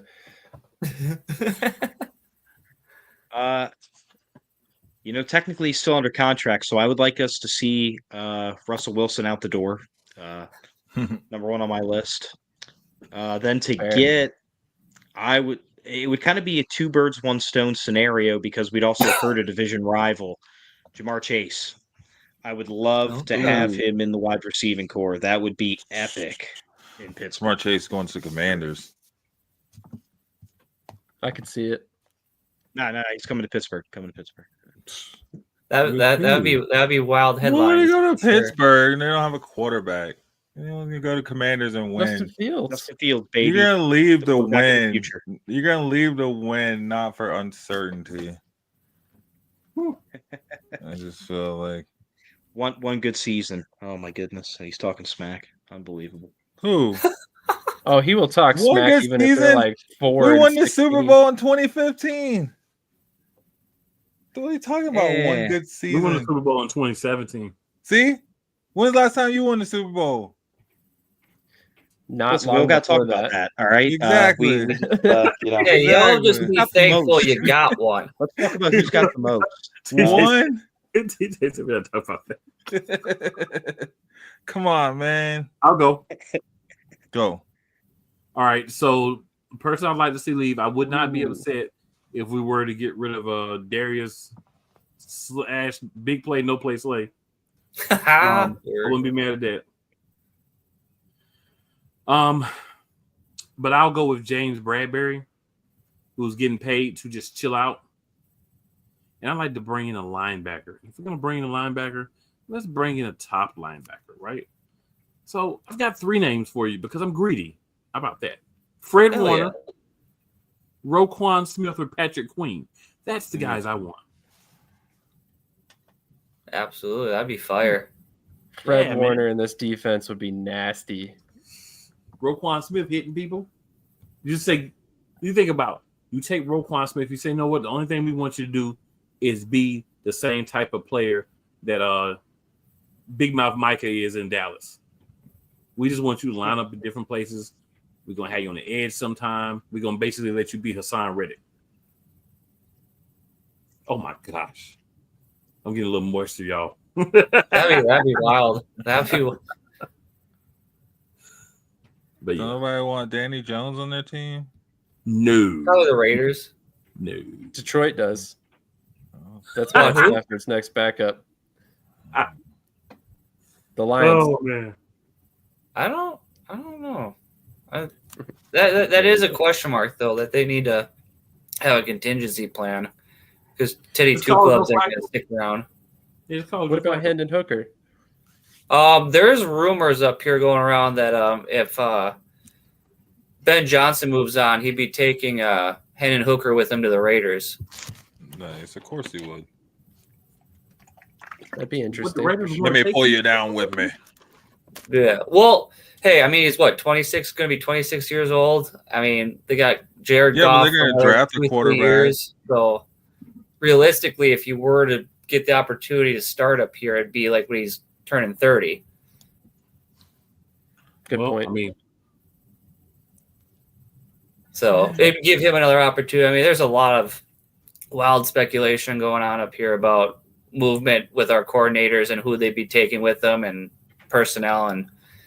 But yeah, one of the addresses need to be is definitely quarterback situation behind Goff. Because let's be honest, if something were to happen to Goff, knock on wood, that would be apocalyptic for the team. you can have Kenny Pickett. Yeah, please take him. Please take him. Kenny Pickett. Oh, we already have 1-2 gloves. Right.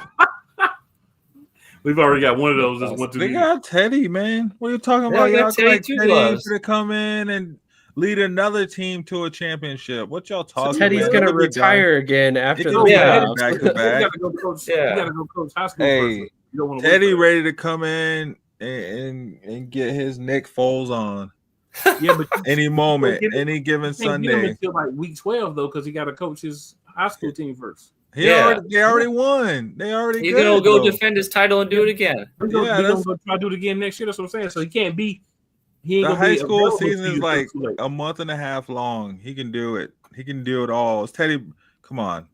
It's A Teddy month and a half Bridgewater. long. I think you subtracted a month and a half there. Definitely took some time out of the high school season.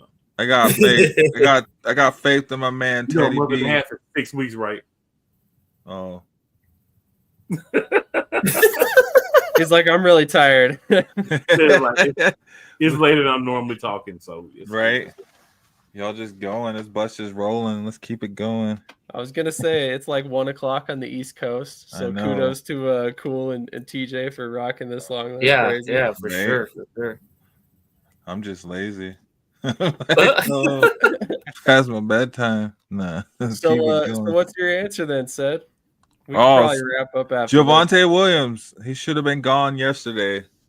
Yeah, I agree. Should have been gone. Should have been gone. I want to see them.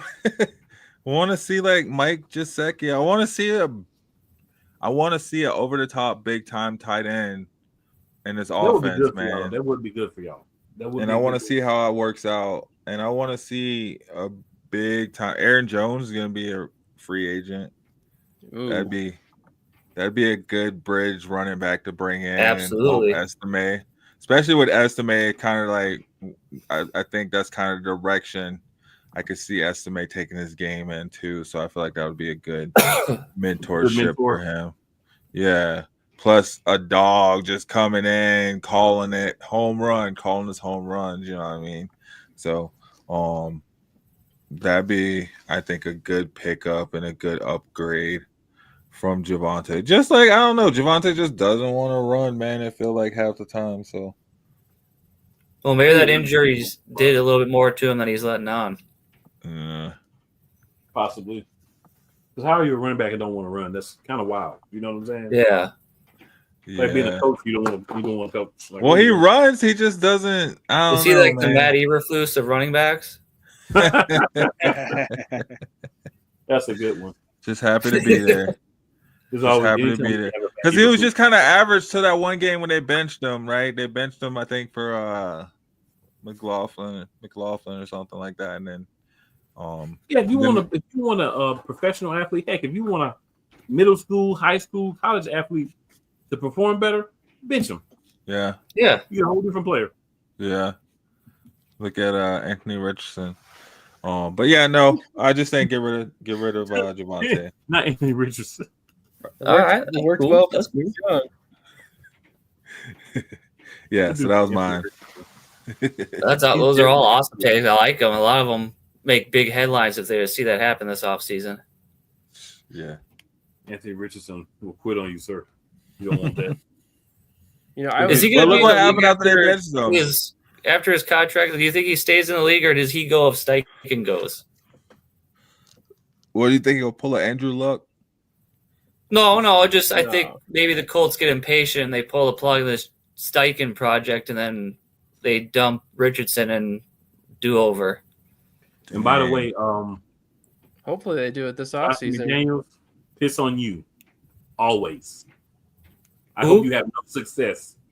Josh McDaniels. Hope you have no success, whatever that you do. Where's Josh McDaniels? That man. He's a criminal. He coach in high school. What did he do? Dang, you're hating on high school. I said he's a criminal. I'm hating on a high school coach because if that piece of trash would have took the job that he said he was going to take in Indianapolis, we might still have our OC, and we probably would have won more than one Super Bowl. Dang. For real, he did screw over a couple of teams, not just the Colts. He screwed over the Colts, and they came and stole our OC. Yep. Yeah. No. That's what I'm saying. Like, if they're going to move on, do it this offseason so we can hire him back when Kellen Moore goes to Dallas in a week. How does Kellen Moore still have a job? What the heck? This guy's getting more starting jobs than when he was a quarterback. Well, all you need is one for that. All you needed one for that. That's fair. So I figure we should probably wrap this up at some point. And 1 o'clock in the morning on the East Coast sounds like a good time to wrap it up. So, I mean, any final thoughts before we get out of here? This ain't been long. It did. It lasted a lot longer than I thought, but it was good. There was not a dead moment at any point. It was all a lot of fun. Honestly, can't wait till we can do this again, to be quite frank with you guys. I'm glad everybody got if it's going to be this vibrant and this lively for conversation, hell yeah. You should just bully everybody into doing it a couple of times a year, Sam. Yeah. Yeah, do it a couple times, like at least once a month. Once a month would be good to get it like kind of in rotation, I feel. Can you imagine like third Thursday at 10 o'clock Eastern every month? Right. That's not a bad idea. So we have to do it every week. We have to set it up every week because we have to reschedule 3 times. Once a quarter.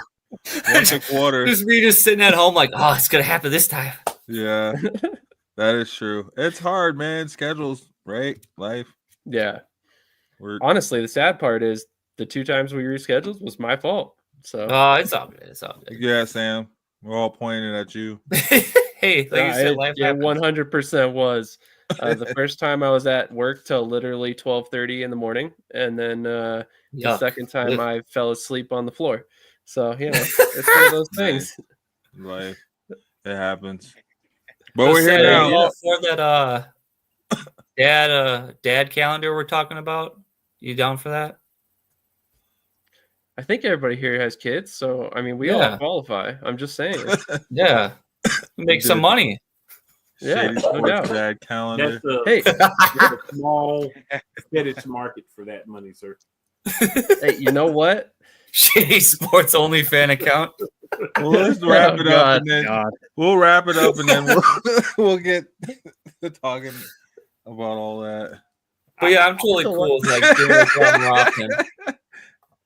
That's hilarious. SSN OnlyFans.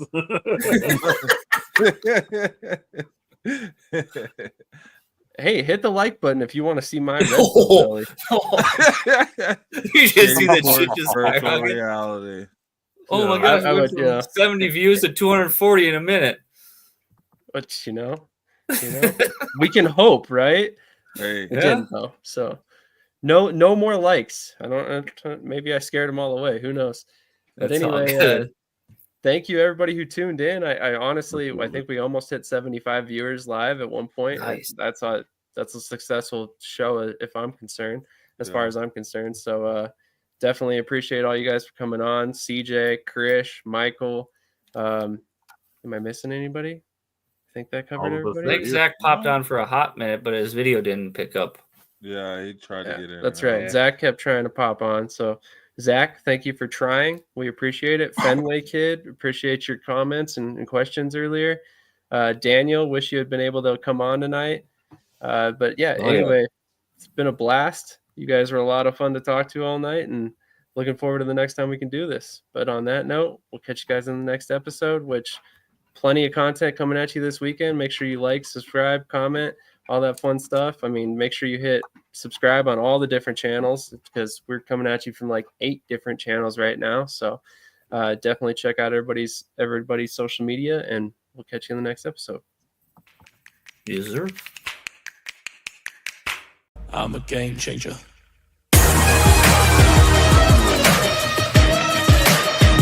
I'm a game changer. I'm a game changer. I'm a game changer. I'm a game changer.